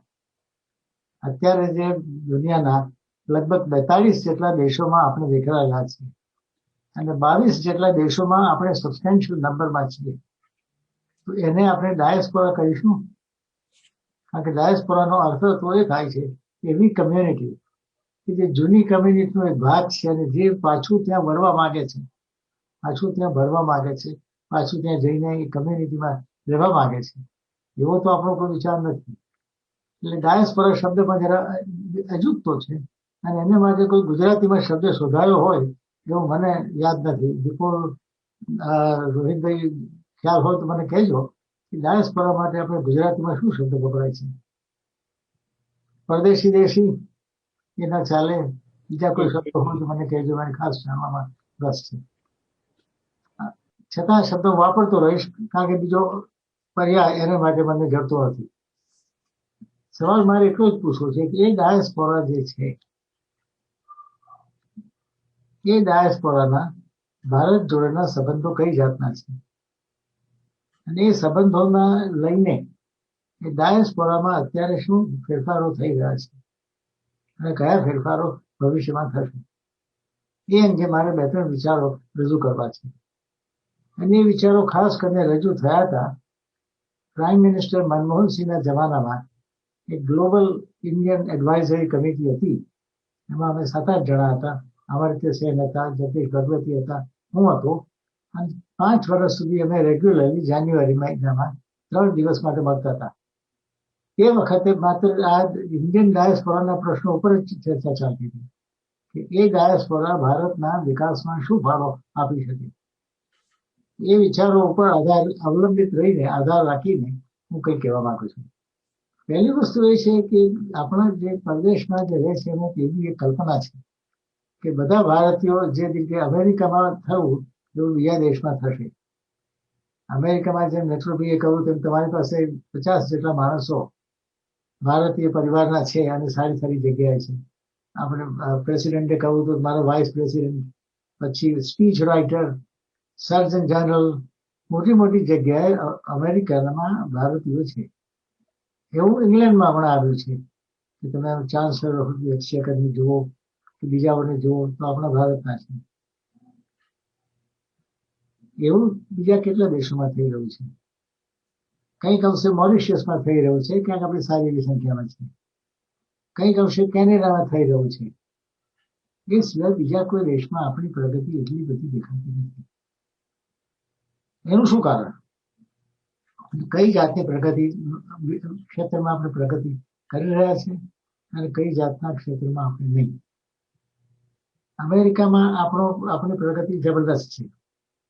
ઇંગ્લેન્ડમાં આપણી પ્રગતિ સારી એવી છે, જો કે જબરદસ્ત નથી હજી. બીજા દેશોમાં આપણી પ્રગતિ મધ્યમ પ્રકારની છે. આમાં મને એમ લાગે છે કે વખત જતા 2-3 વિઘ્નો આવીને ઉભા રહેશે જો આપણે સાવચેત ના રહીએ તો. પહેલું તો કે આપણી જે નવી પેઢી જે છે એ પેઢીને ભાષાનું જ્ઞાન આપણે કેટલું આપીએ છીએ. વિપુલ કલ્યાણીએ ઘણા વર્ષોથી અહીંયા ગુજરાત સાહિત્ય એકેડેમી ચલાવે છે. ભાષા શીખવવાના પ્રયત્નો થાય છે. કેટલા કુટુંબના કેટલા બાળકો આપણી ભાષા શીખે છે. સાચું કહું તો હું પોતે મારે પર ગુનેગાર છું. મારા 3 છોકરાઓમાંથી એકે ગુજરાતી બહુ ઓછું બોલે છે, કારણ કે અહીંયા જન્મ્યા હતા, અહીંયા ભણ્યા હતા. ઘણું દુઃખ થાય છે એના માટે, પણ થઈ શકતું નથી કારણ કે લંડનની બહાર રહું છું. એટલે ભારતીય વિદ્યાભવનમાં જે ક્લાસીસ થાય છે અથવા વિપુલ જે ક્લાસીસ કરે છે એમાં છોકરાઓને મોકલી શકતો નથી. અને જો ભાષાનું જ્ઞાન ના હોય તો સાહિત્યનું જ્ઞાન ના આવે, અને સાહિત્યનું જ્ઞાન ના આવે તો સેલ્ફ પરપેચ્યુએટિંગ નોલેજ ઊભું ના થઈ શકે. હું મારું પોતાનું જ્ઞાન જે છે એ ચોપડી વાંચીને આગળ વધારતો જાઉં, પણ ચોપડીઓ જ ન વંચાતી હોય કારણ કે ભાષાનું જ્ઞાન નથી. તો મારું જ્ઞાન જે છે તે શું ક્યાં પહોંચવાનું. એટલે ગુજરાતી સાહિત્યમાં બહુ ઓછી પ્રગતિ. બીજી રીતે કહું તો નટવરજી ખોટું તો કહેજો મને કે આપણે ત્યાં માત્ર નવી પેઢીની વાત નથી કરતો, જૂની પેઢીના જે છે એ લોકોએ પણ પોતાના ઇમિગ્રેશનના અનુભવ ઉપર કેટલા વિષય લખ્યું છે, કેટલી નવલકથાઓ ઉભી થઈ, કેટલી કવિતાઓ ઉભી થઈ. મને તો ખાસ 5-10% બાદ કરતા કે ઝાઝી કવિતાઓ નટવરભાઈની ઓટોબાયોગ્રાફી મેં હમણાં વાંચી, ખૂબ પ્રેમથી વાંચી, સુંદર લખ્યું છે અમે. પણ એવા કેટલા માણસો છે કે જેમણે કવિતામાં, નવલકથામાં, નવલિકાઓમાં પોતાના અનુભવોને સમજવાનો અને સમજાવવાનો પ્રયત્ન કર્યો છે.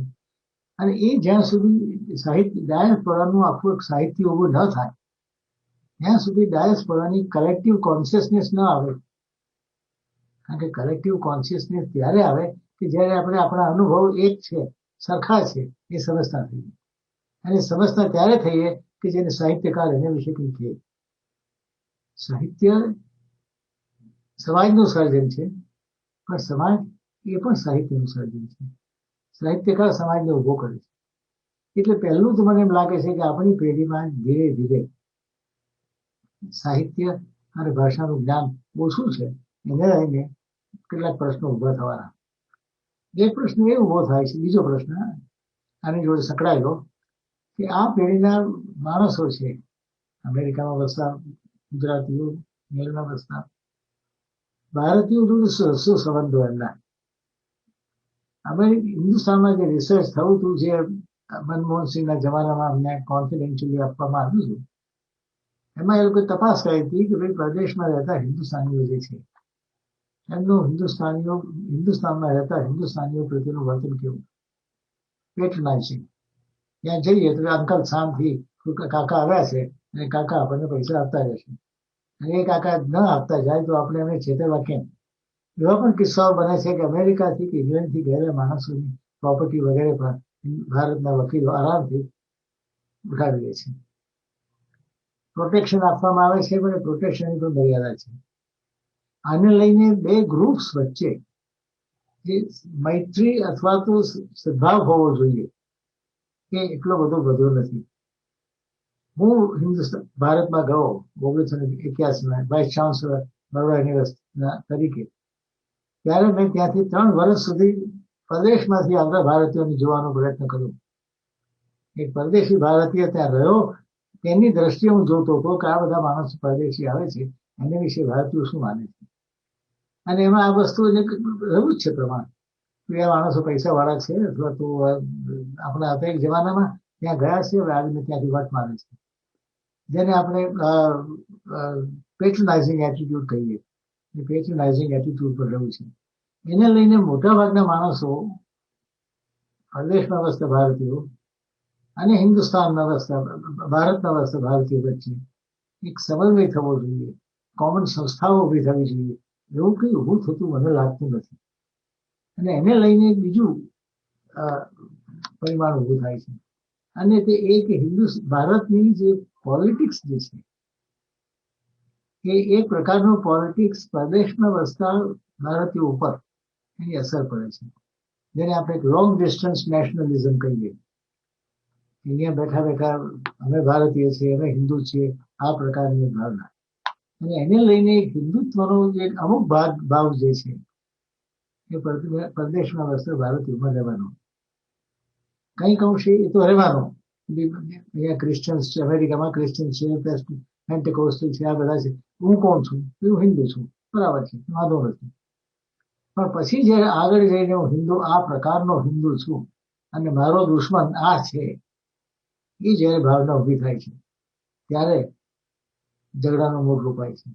અને તેમાંથી જે આખો જે ભારત ઉભો થાય છે એ ખતરનાક હોય છે. એટલે ટૂંકમાં મારું કહેવાનું એમ કે અહીંયાની પેઢી જે છે, નવી પેઢી, એ પેઢીમાંથી આ જાતનો કોમવાદ જઈ રહ્યો છે એ મારો અનુભવ નથી. એ કોમવાદ અથવા તો આ જાતની ભારત પ્રત્યેની ભાવના જે મને દેખાય છે, એ બધાને દેખાય છે, ઘણા વર્ષોથી ચાલતી આવેલી છે. જેને આપણે પોલિટિસાઇઝેશન ઓફ ધી ડાયસ્પોરા કહીએ, એ રીતે થઈ રહી છે. એટલે ટૂંકમાં આ મારું જે નાનકડું વક્તવ્ય છે એ પૂરું કરવું પહેલા 2 મુદ્દાઓ રજૂ કરવા માંગુ છું. પહેલું એ કે ભારત પ્રત્યે ડાયસ્પોરાની દિલની લાગણી રહેવાની, પણ તે ભારત આખા પ્રત્યે નહીં. જે ભાગમાંથી ભારતના આપણે આવતા હોઈએ તે ભાગ પૂરતી. આ એક વસ્તુ સમજવા જેવી છે. લોયલ્ટી અને પેટ્રિયોટિઝમ જે છે એ કેટલું કન્ફાઇન્ડ કે લિમિટેડ હોય છે. બીજું કે આપણી નવી પેઢી જે છે એ પેઢીને આપણે ભારતની વાતો કરે તો ભારત વિશે જાણ કેટલી લોકોની. આપણે પ્રાઇમ મિનિસ્ટરને સજેશન કર્યું હતું કે ઇઝરાયલની અંદર હમણાં ચાઇનામાં શરૂ થયું કે પ્રદેશમાં વસતા જ્યુઝને અથવા તો ચાઇનીઝ માણસોને એની ટૂર લાવવી. તમે ઇઝરાયલમાં લઈ જાવ લોકોને ત્યાં ટૂર કરે, આ ઇતિહાસ, ઇઝરાયલનો ઇતિહાસ કે ઇઝરાયલની જોગ્રાફીનો ખ્યાલ આવે. આપણે ઇન્ડિયામાં આ જાતનું કરવાની જરૂર છે. સિવિલ સર્વન્ટ્સને રેમિટ આપી હતી કે થવું લાગતું નથી. એટલે આપણા જે બાળકો છે, નવી પેઢી જે છે, જે પેઢીના સંસ્કારો આપીને આ રીતે એમને હિન્દુસ્તાનથી વાકેફ કરવાના છે, એ આપણે થઈ રહ્યું નથી. હજી કંઈક અંશે પ્રયત્નો થઈ રહ્યા છે પણ મર્યાદિત. એટલે આ બધાને લઈને મારી એવી ડર છે કે આ નવી પેઢી જે છે તે ભારતથી વંચિત રહેશે જો અમુક પ્રકારના આપણે પગલાં ન લઈએ તો. ભારત પ્રત્યે ભાવના રહેશે અને ભાવનાની મર્યાદા અને ઊંડાણ એ દુઃખજનક હશે. Thank you.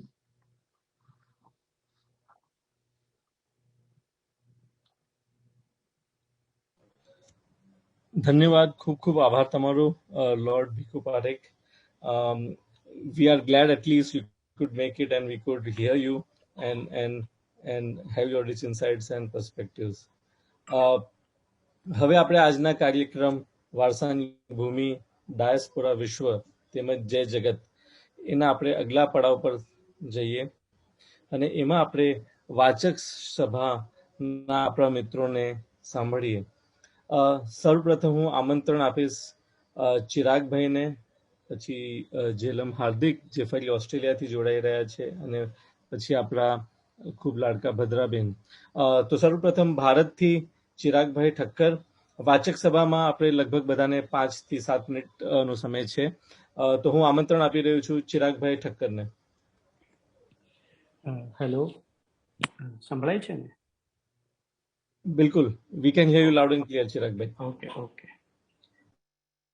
સૌપ્રથમ સર્વેને નમસ્કાર, અને કદાચ આ સભામાં સૌથી નાનો હું હોઈશ એટલે બધાને વંદન. આમ તો વિષયોની અંદર જે જય જગત છે એ વિનોબાજીએ આપણને સૌને આપેલો જીવન મંત્ર છે, પણ મારા માટે તેનો એક અંગત અર્થ પણ થાય છે, જેનો ઉઘાડ કરવામાં ઓપિનિયન મેગેઝિને બહુ મહત્વની ભૂમિકા ભજવી હતી. ઓપિનિયન મેગેઝિનના આ રજતરાણ પ્રસંગે એ અંગત વાત અહીં આ મંચ પર મૂકું તો પ્રસ્તુત નહીં ગણાય એમ માનું છું, કારણ કે મૂળે એ વાત તો સ્વથી આગળ વધીને સર્વ સાથે જોડાવાની જ છે, માનવમાંથી વિશ્વ માનવ બનવાના પ્રયત્નની જ છે. તો જયના સ્થૂળ અર્થની અંદર આ જય એટલે હું, કારણ કે પહેલેથી એવો વર્ષોથી એવો મોહ છે કે નામ પાછળ જયનું નામ જોડતો રહું, અને એ જયના જગતનો જે મહત્તમ વિકાસ થયો તે મારા યુકે નિવાસ દરમિયાન થયેલા ઓપિનિયન સામાયિક અને ગુજરાતી સાહિત્ય અકાદમી યુકેના સંસર્ગથી જ થયો. તો એ વાત હું માનું છું કે વાંચન લેખન તો બાળપણથી હાડમાં ઉતરેલી આદત હતી, પણ જ્યારે 2006માં યુકે આવવાનું બન્યું ત્યારે વધારે સમય મળતા એ પ્રવૃત્તિ પણ વધવા માંડી. પછી થોડું ડિજિટલ તરફ વળ્યા તો 2008ની અંદર એક બ્લોગ બનાવ્યો અને તેની ઉપર જે કંઈ મનના તરંગો આવે એ લખતો રહેતો. હવે એ બ્લોગ સોશિયલ મીડિયા થકી પહોંચ્યો પ્રિય પંચમભાઈ જોડે. એ પહેલા સાહિત્ય અકાદમી કે ઓપિનિયન મેગેઝિન સાથે કોઈ પરિચય નહીં, તેમ છતાં પંચમભાઈએ સામેથી મારો સંપર્ક સાધ્યો. અનિલ જોશીના એક કાર્યક્રમમાં હાજર રહેવાનું આમંત્રણ પાઠવ્યું અને હું આ શું હશે એમ વિચારતો પહેલી વાર તે કાર્યક્રમમાં ગયો. એ કાર્યક્રમ હૃદયને એટલો બધો સ્પર્શી ગયો કે તેના વિશે એક નાનકડો લેખ બ્લોગ ઉપર લખ્યો અને મારા આશ્ચર્ય વચ્ચે વિપુલભાઈએ એ લેખ ઓપિનિયન મેગેઝિનમાં છાપવા માટે મંગાવી લીધો. આશ્ચર્ય એટલા માટે કે ગુજરાતમાં હતા ત્યારે તો સાહિત્યિક સામયિકોમાં કંઈક છપાવવા માટે શું સામ દામ દંડ ભેદ ચાલતા હોય છે એવું જોયું હતું. મોટા ભાગે પરિચય વિના કોઈ હાથમાં પકડે નહીં અને ક્વોલિટી વાળું કામ હોય તો એવું ભાગ્યે નામ વિના લઈ લેતા હોય. એટલે જ્યારે વિપુલભાઈએ સામેથી મને બોલાવી અને એ લેખ માંગ્યો તો મેં ખુશી આપ્યો અને એ રીતે ઓપિનિયન મેગેઝિન અને ત્યાંની અકાદમી સાથે મારો પ્રેમ સંબંધ શરૂ થયો. પછી તો એક નાનકડા બાળકના મનોજગતની જ વાત છે કે જેમ પેલા હેરી પોટરના મનોજગતને હોગવર્ડ સ્કૂલના આચાર્ય ડમ્બલડોર વિસ્તારે છે અને વિકસાવે છે, એમ હમણાં સુધી એ ડમ્બલડોર જેવી લાંબી દાઢી રાખનારા વિપુલભાઈએ આ જૈના જગતને વિસ્તારવા અને વિકસાવવા માંડ્યું. એમની શૈલી બહુ નિરાળી હતી. એ સીધું ક્યારેય કશું કહે પણ નહીં અને સૂચવે પણ નહીં. બધાનો ઓપિનિયન રજૂ કરવાનો મોકો આપનારા વિપુલભાઈ પ્રત્યક્ષ રીતે પોતાનો ઓપિનિયન રજૂ જ ના કરે, પણ કંઈક એવું વાંચવા તરફ આંગળી ચીંધે કે કંઈક એવા કામ સોંપે કે આપણે આપોઆપ એ વિસ્તાર અને વિકાસની દિશામાં અગ્રેસર થઈએ. એમાં પાછું બ્લોગ પર જે લખું તેને વિપુલભાઈ આગ્રહ કરી ઓપિનિયન મેગેઝિનમાં શબ્દશઃ છાપે. તેમાંથી ક્યારેક પાછું પ્રકાશભાઈ નિરીક્ષકના પાના પર ઉતારે અને એમ કરતા એમણે જયના અવાજને બહુ સ્પષ્ટ ને ઘેરો બનાવ્યો અને એ સ્પષ્ટ અવાજ લઈ અને 7 વર્ષે હું ડાયસ્પોરાની ભૂમિમાંથી મારી વારસાની ભૂમિ પર પાછો ફર્યો અને અહીંયા પણ એ સફર તો ચાલુ જ રાખી છે. પણ તેના પાયામાં ઓપિનિયન મેગેઝિને જે ફાળો આપ્યો છે તે ઋણને હું સ્વીકારું છું. એની સાથે આગળના 2 વક્તાઓએ જે વાત કરી છે એના વિશે નાનકડી નુક્તેચીની કરી અને હું મારી વાત પૂરી કરીશ. કે સૌ પહેલા તો રોહિતભાઈ બારોટે રતિલાલ ચંદેરિયાનું સ્મરણ કર્યું, એટલે તેમને પણ મારા વંદન છે કે એ વ્યક્તિત્વનો પરિચય પણ ઓપિનિયન મેગેઝિન થકી જ થયો અને તેમના દ્વારા સર્જાયેલ ગુજરાતી લેક્સિકોન.com અને અન્ય સેવાઓનો મારા જેટલું નિયમિત ઉપયોગ કરતું કોઈ હશે નહીં. એટલે એ બદલ અશોકભાઈ કરણિયાને પણ હું અભિનંદન પાઠવું છું.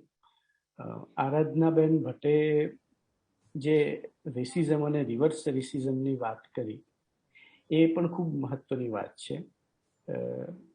મૂળે તો રેસિઝમ કે વંશવાદ એટલે આપણામાંથી સામેવાળું કોઈક રીતે અલગ છે એમ ઇંગિત કરવું એ પણ રેસિઝમનો એક સૂક્ષ્મ પ્રકાર જ છે.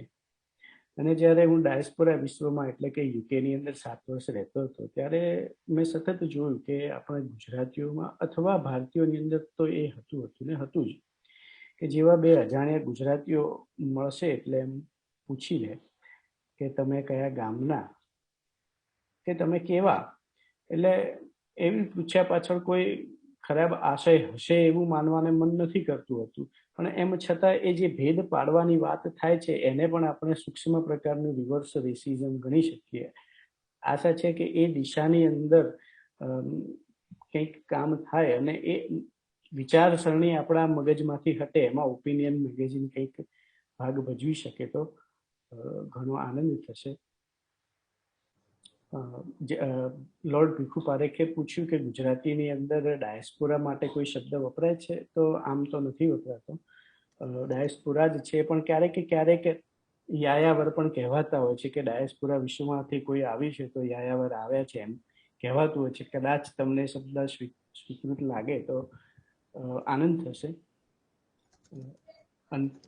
અંતમાં વિપુલ કલ્યાણી, પંચમ શુક્લ, નીરજ ભટ્ટ અને અશોક કનેરિયા અને ભદ્રા વડગામાં તો હાજર છે જ, પણ એના ઉપરાંત અનિલ વ્યાસ, વલ્લભ નાંદા, મારા અતિ પ્રિય અદમ ટંકારવી, ધવલ વ્યાસ, ધ્વનિ ભટ્ટ, એ સૌના મીઠા સ્મરણ સાથે મારો પ્રતિભાવ પૂર્ણ કરું છું. આભાર.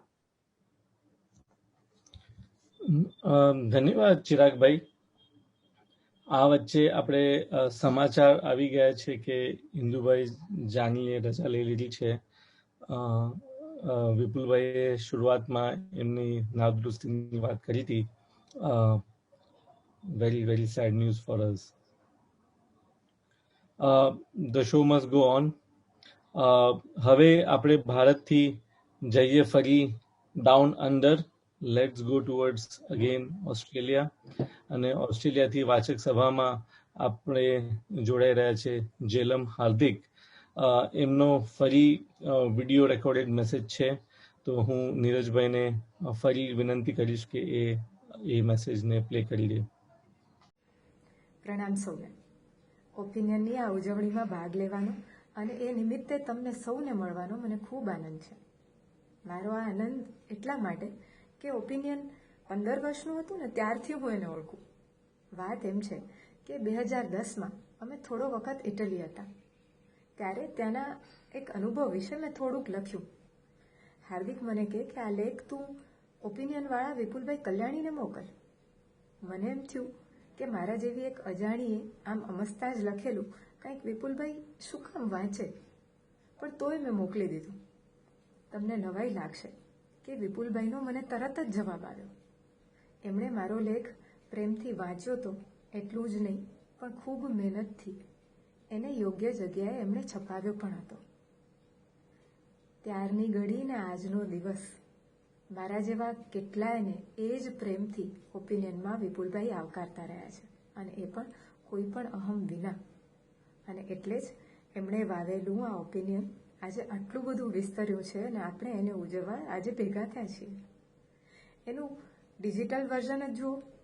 How in line it is with today's online world. Facebook ઉપર પણ એ સતત લેખની અપડેટ્સ કરતા જ રહે છે. એકાદ લેખ વાંચવા એની ઉપર ક્લિક કરીએ ને આપણે સીધા જઈ પહોંચીએ એની વેબસાઇટ ઉપર. એ વેબસાઇટ પણ કેટલી બધી રીડર ફ્રેન્ડલી છે, જોતા જ ગમી જાય. અને એમાં વિષયો language, literature, art, culture, history, Gandhi, અરે કેટલું બધું. હજી તો મને બધું યાદ નથી. આપણને જે ગમે તે, જે રસ પડે એ આપણે વાંચી શકીએ. કોઈક એક વિષય ઉપર ક્લિક કરી અને ખુલજા સિમસિમ ઘણી બધી જુદી જુદી વ્યક્તિઓએ પીરસેલો એક થાળ આપણને એમાં મળી જાય. મન થાય એ માણો. મને તો ક્યારેક એવું લાગે કે હું એક બહુ જ સરસ લાઇબ્રેરીમાં પહોંચી ગઈ છું. અને આ કામ સહેલું નથી, ખૂબ મહેનત માગી લેવું છે, આપણે બધા જ જાણીએ છીએ. આમાં વિપુલભાઈને મદદ કરનારા પંચમભાઈ, અશોકભાઈ જેવા લોકોએ જબરા છે હો. તમને મારો જ એક અનુભવ કહું તો થોડા વખત પહેલાં ઓસ્ટ્રેલિયાના ઇતિહાસ વિશે મેં એક લેખમાળા કરી હતી અને વિપુલભાઈએ મને કહ્યું કે ઓપિનિયનમાં અમારે લેવી છે. હું તો સ્વાભાવિક રીતે ખૂબ રાજી થઈ. ત્યાં મને પંચમભાઈનો મેસેજ આવ્યો કે આ લેખ તમે યુનિકોડ ફોન્ટ્સમાં મોકલજો.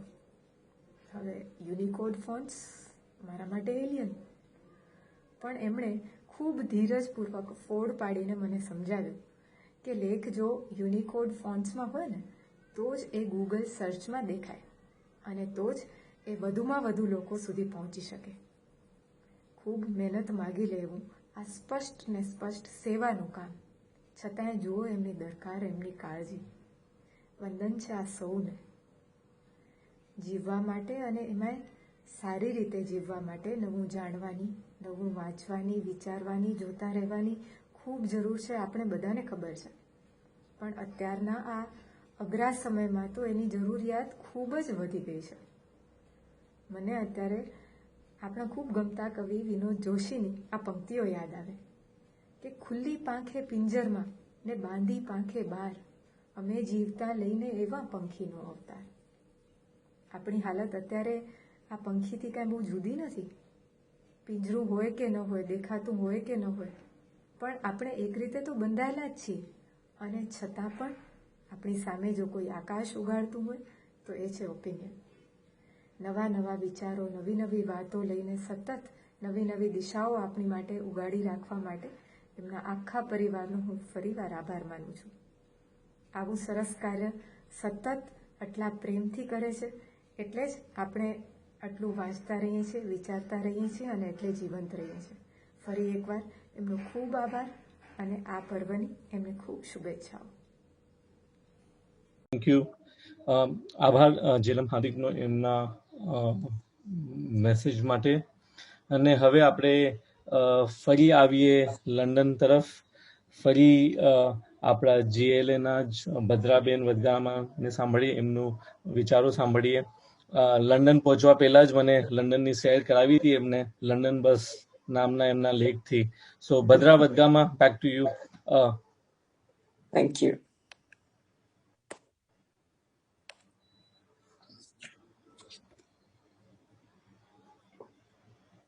વારસાની ભૂમિ, ડાયસ્પોરા વિશ્વ તેમજ જય જગત. સૌ પ્રથમ તો 40 વર્ષ સુધી ગુજરાતી સાહિત્ય અકાદમી અને 25 વર્ષ સુધી ઓપિનિયન મેગેઝિનને જીવંત રાખી બ્રિટનમાં ગુજરાતી ભાષાને જાળવી રાખવા માટે વિપુલભાઈએ જે ધૂણી દખાવી છે એ બદલ તેમને હું હૃદયપૂર્વકનો આભાર માનું છું. ગૂગલની એક ડિક્શનરીમાં ઓપિનિયનના 89 સમાનાર્થી શબ્દો આપેલા છે. એટલે એ માટે ગુજરાતીમાં એવો એક શબ્દ મળવો મુશ્કેલ છે. એટલે આ શીર્ષક ખૂબ વિચારપૂર્વક વિપુલભાઈએ ચૂંટ્યો લાગે છે અને એને સાર્થક કરવા માટે ઓપિનિયનમાં વિવિધ પ્રકારની કૃતિઓ એમણે આપણને પીરસી છે. હમણાં જ આપણે એની વિવિધતા વિશે સાંભળ્યું. અને વળી મારા માટે એક અગત્યની વાત છે કે એમાં જોડણી કે અનુસ્વારની ભૂલો ભાગ્યે જ જોવા મળે છે. ભાતની કૃતિઓના સંકલનમાં આવી ચીવટ રાખવા માટે વિપુલભાઈને કેટલી મહેનત કરવી પડતી હશે એ હું કલ્પી શકું છું. આજે આપણે આ વિષય પર જુદી જુદી રીતે લોકો પાસેથી માહિતી મેળવી. હવે હું તમને આ વિષય પર મારા પોતાના અંગત સચોટ દાખલા આપવા માંગુ છું. મારી 10 વર્ષની દીકરીએ મને એકવાર પૂછેલું, mum, are we Kutchi, Bhatias, Gujaratis, Patel, Hindu, Indian, East Africa, Asian or British? એના આ પ્રશ્નમાં તેને કેટલી અવનવી ભૂમિઓ અને સંસ્કૃતિના વારસા મળ્યા છે તે તમને સમજાઈ જશે. અને એનું ડાયોસ્પોરા વિશ્વ કેટલું વિસ્તૃત છે એનો પણ ખ્યાલ આવી જશે. એના જવાબમાં મેં એને કહ્યું હતું, you are all that, but most importantly you are N individual with your own identity. હવે એનાથી એક પેઢી આગળ જઈએ તો મારી એક દીકરીનો પતિ અંગ્રેજ છે. લોકડાઉનને લીધે 12 મહિને એના બાળકોને લઈને ઈસ્ટરની રજામાં લંડન આવી હતી. ત્યારે મારી 5 વર્ષની દોહિત્રીએ મને કહ્યું, નાની, I feel Indian when I come to your house. તો બીજી દીકરીનો પતિ ગ્રીક અમેરિકન છે અને એ અમેરિકામાં રહે છે. એટલે એ દોહિત્રી માટે ઉપરના બધા વારસાઓ ઉપરાંત ગ્રીસ અને અમેરિકાની ભૂમિના વારસો પણ મળ્યો છે. અને 15 વર્ષની ઉંમરે એણે આ બધા વારસાને આવરી લેતું એક સુંદર કાવ્ય પણ લખ્યું છે. આથી વધુ મોટું ડાયસ્પોરા વિશ્વ કેવું હોઈ શકે? ઓપિનિયનમાં ગુજરાતી લોકોના વિવિધ વારસાઓને આવરી લેતી સામગ્રી આપણને વાંચવા મળે છે. પછી તે લેખ હોય, વાર્તા હોય, કાવ્ય હોય, નાટક હોય, વિડીયો હોય કે છબીઓ. પૂર્વ આફ્રિકામાં જે ગુજરાતીઓ પહેલવેલા સ્થાયી થયા તેમાં ભાગ્યે જ કોઈ મેટ્રિક સુધી ભણ્યો હશે. અને જ્યારે નવા દેશમાં પેટીડો ભરવા ગયા હોય અને સ્થાયી થવામાં એમને જે મુશ્કેલીઓ પડતી હોય એમાં લખવાની ન તો હોય એમનામાં આવડત કે ન તો પછી અભરખો.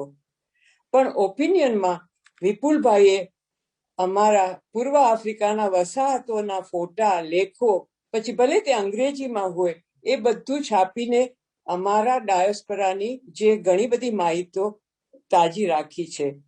વળી એમની વેબસાઇટ પર ડાયસ્પોરાનો જુદો વિભાગ છે જેમાં વિશ્વભરના ડાયસ્પોરાને લગતી કૃતિઓ આપણને જોવા મળે છે. ભારતનો ડાયસ્પોરા વિશ્વ દુનિયામાં સૌથી મોટો છે અને કોમનવેલ્થ દેશોમાંથી બ્રિટિશ નાગરિકતા ધરાવતા લોકોને બાદ કર્યા છતાં 18 કરોડ જેટલા ભારતીય નાગરિકો ભારત બહાર વસી રહ્યા છે.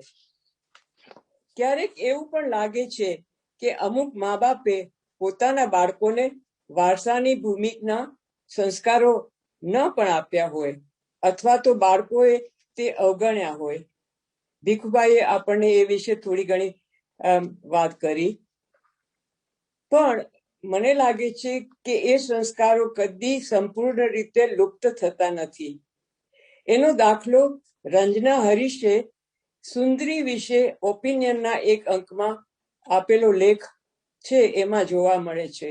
સુંદરીના ભારતીય માતા પિતા મલેશિયામાં જઈ વસ્યા હતા અને પછી અમેરિકામાં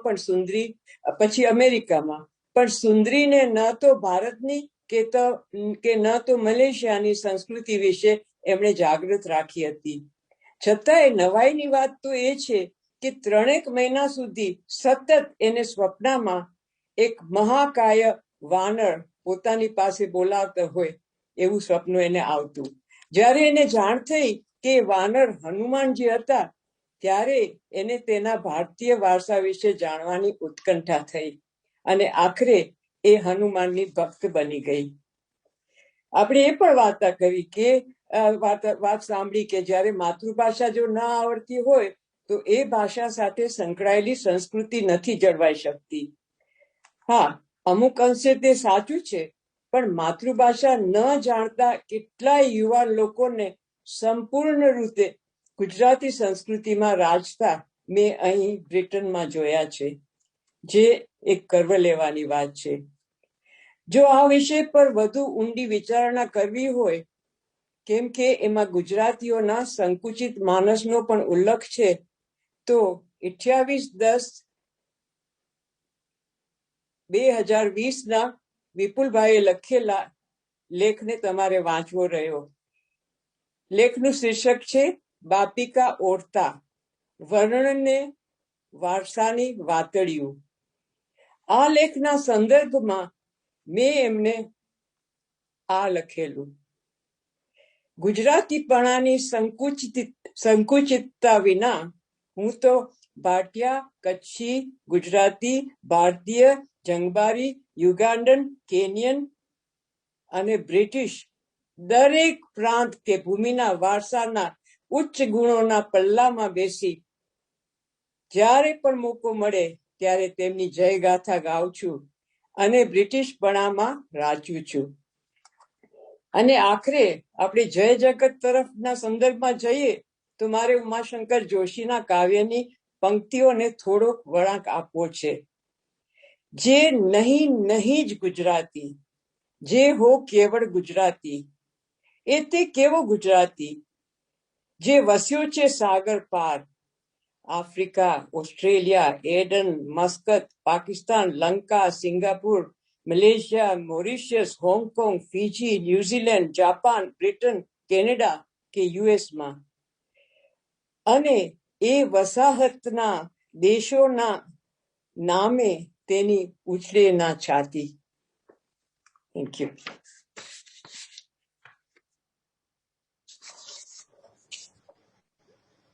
ખૂબ જ સુંદર. Thank you Bhadraben, amazing.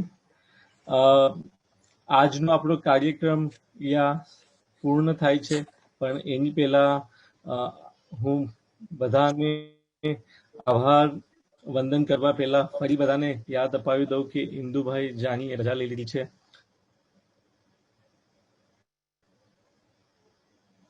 ઓપિનિયનનો આપણો જે આગલો કાર્યક્રમ છે, આવતો કાર્યક્રમ છે, આવતા શનિવારે છે.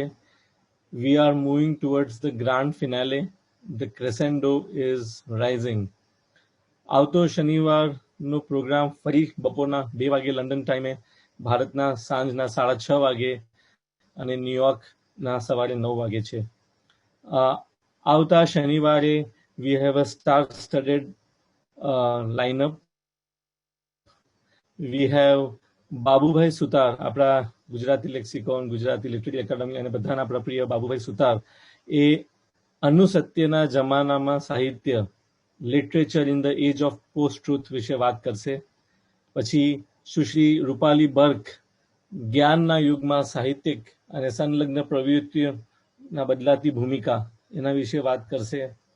અને last but not the least, we have Shri Sudarshan Iyengar, Gujarat વિદ્યાપીઠના શ્રી સુદર્શન અયંગાર ઇન્ડિયન ઓપિનિયનથી ઓપિનિયન, એક દડમજલ એ વિશે વાત કરી રહ્યા છે. બધાને આપણને યાદ રહે તો ફરી 2 વાગે છે અને આખો અવસર સમર્પિત છે મંજુબેન અને હિંમતભાઈ ઝવેરીની સ્મૃતિમાં. આજ આ બધા સૌ ફરી અમારી સાથે હતા, બધા મિત્રો સાથે હતા અને આપણે ફરી આજે આનો આનંદ કર્યો. આપણે બધાને એના માટે ખૂબ ખૂબ આભાર. સૌ પ્રથમ તો હું આભારી છું આજના આપણા વક્તાઓનો, લોર્ડ ભીખુ પારેખ, શ્રી આરાધનાબેન ભટ્ટ, શ્રી રોહિતભાઈ બારોટ અને શ્રી નટવર ગાંધી, જેમને વારસાની ભૂમિ, ડાયસ્પોરા વિશ્વ તેમજ જય જગત વિશે વાત કરી. આપણી વાચક સભામાંથી ચિરાગભાઈ ઠક્કર, જેલમ હાર્દિક અને ભદ્રા વદ્દામાનો બી હું ઋણી છું.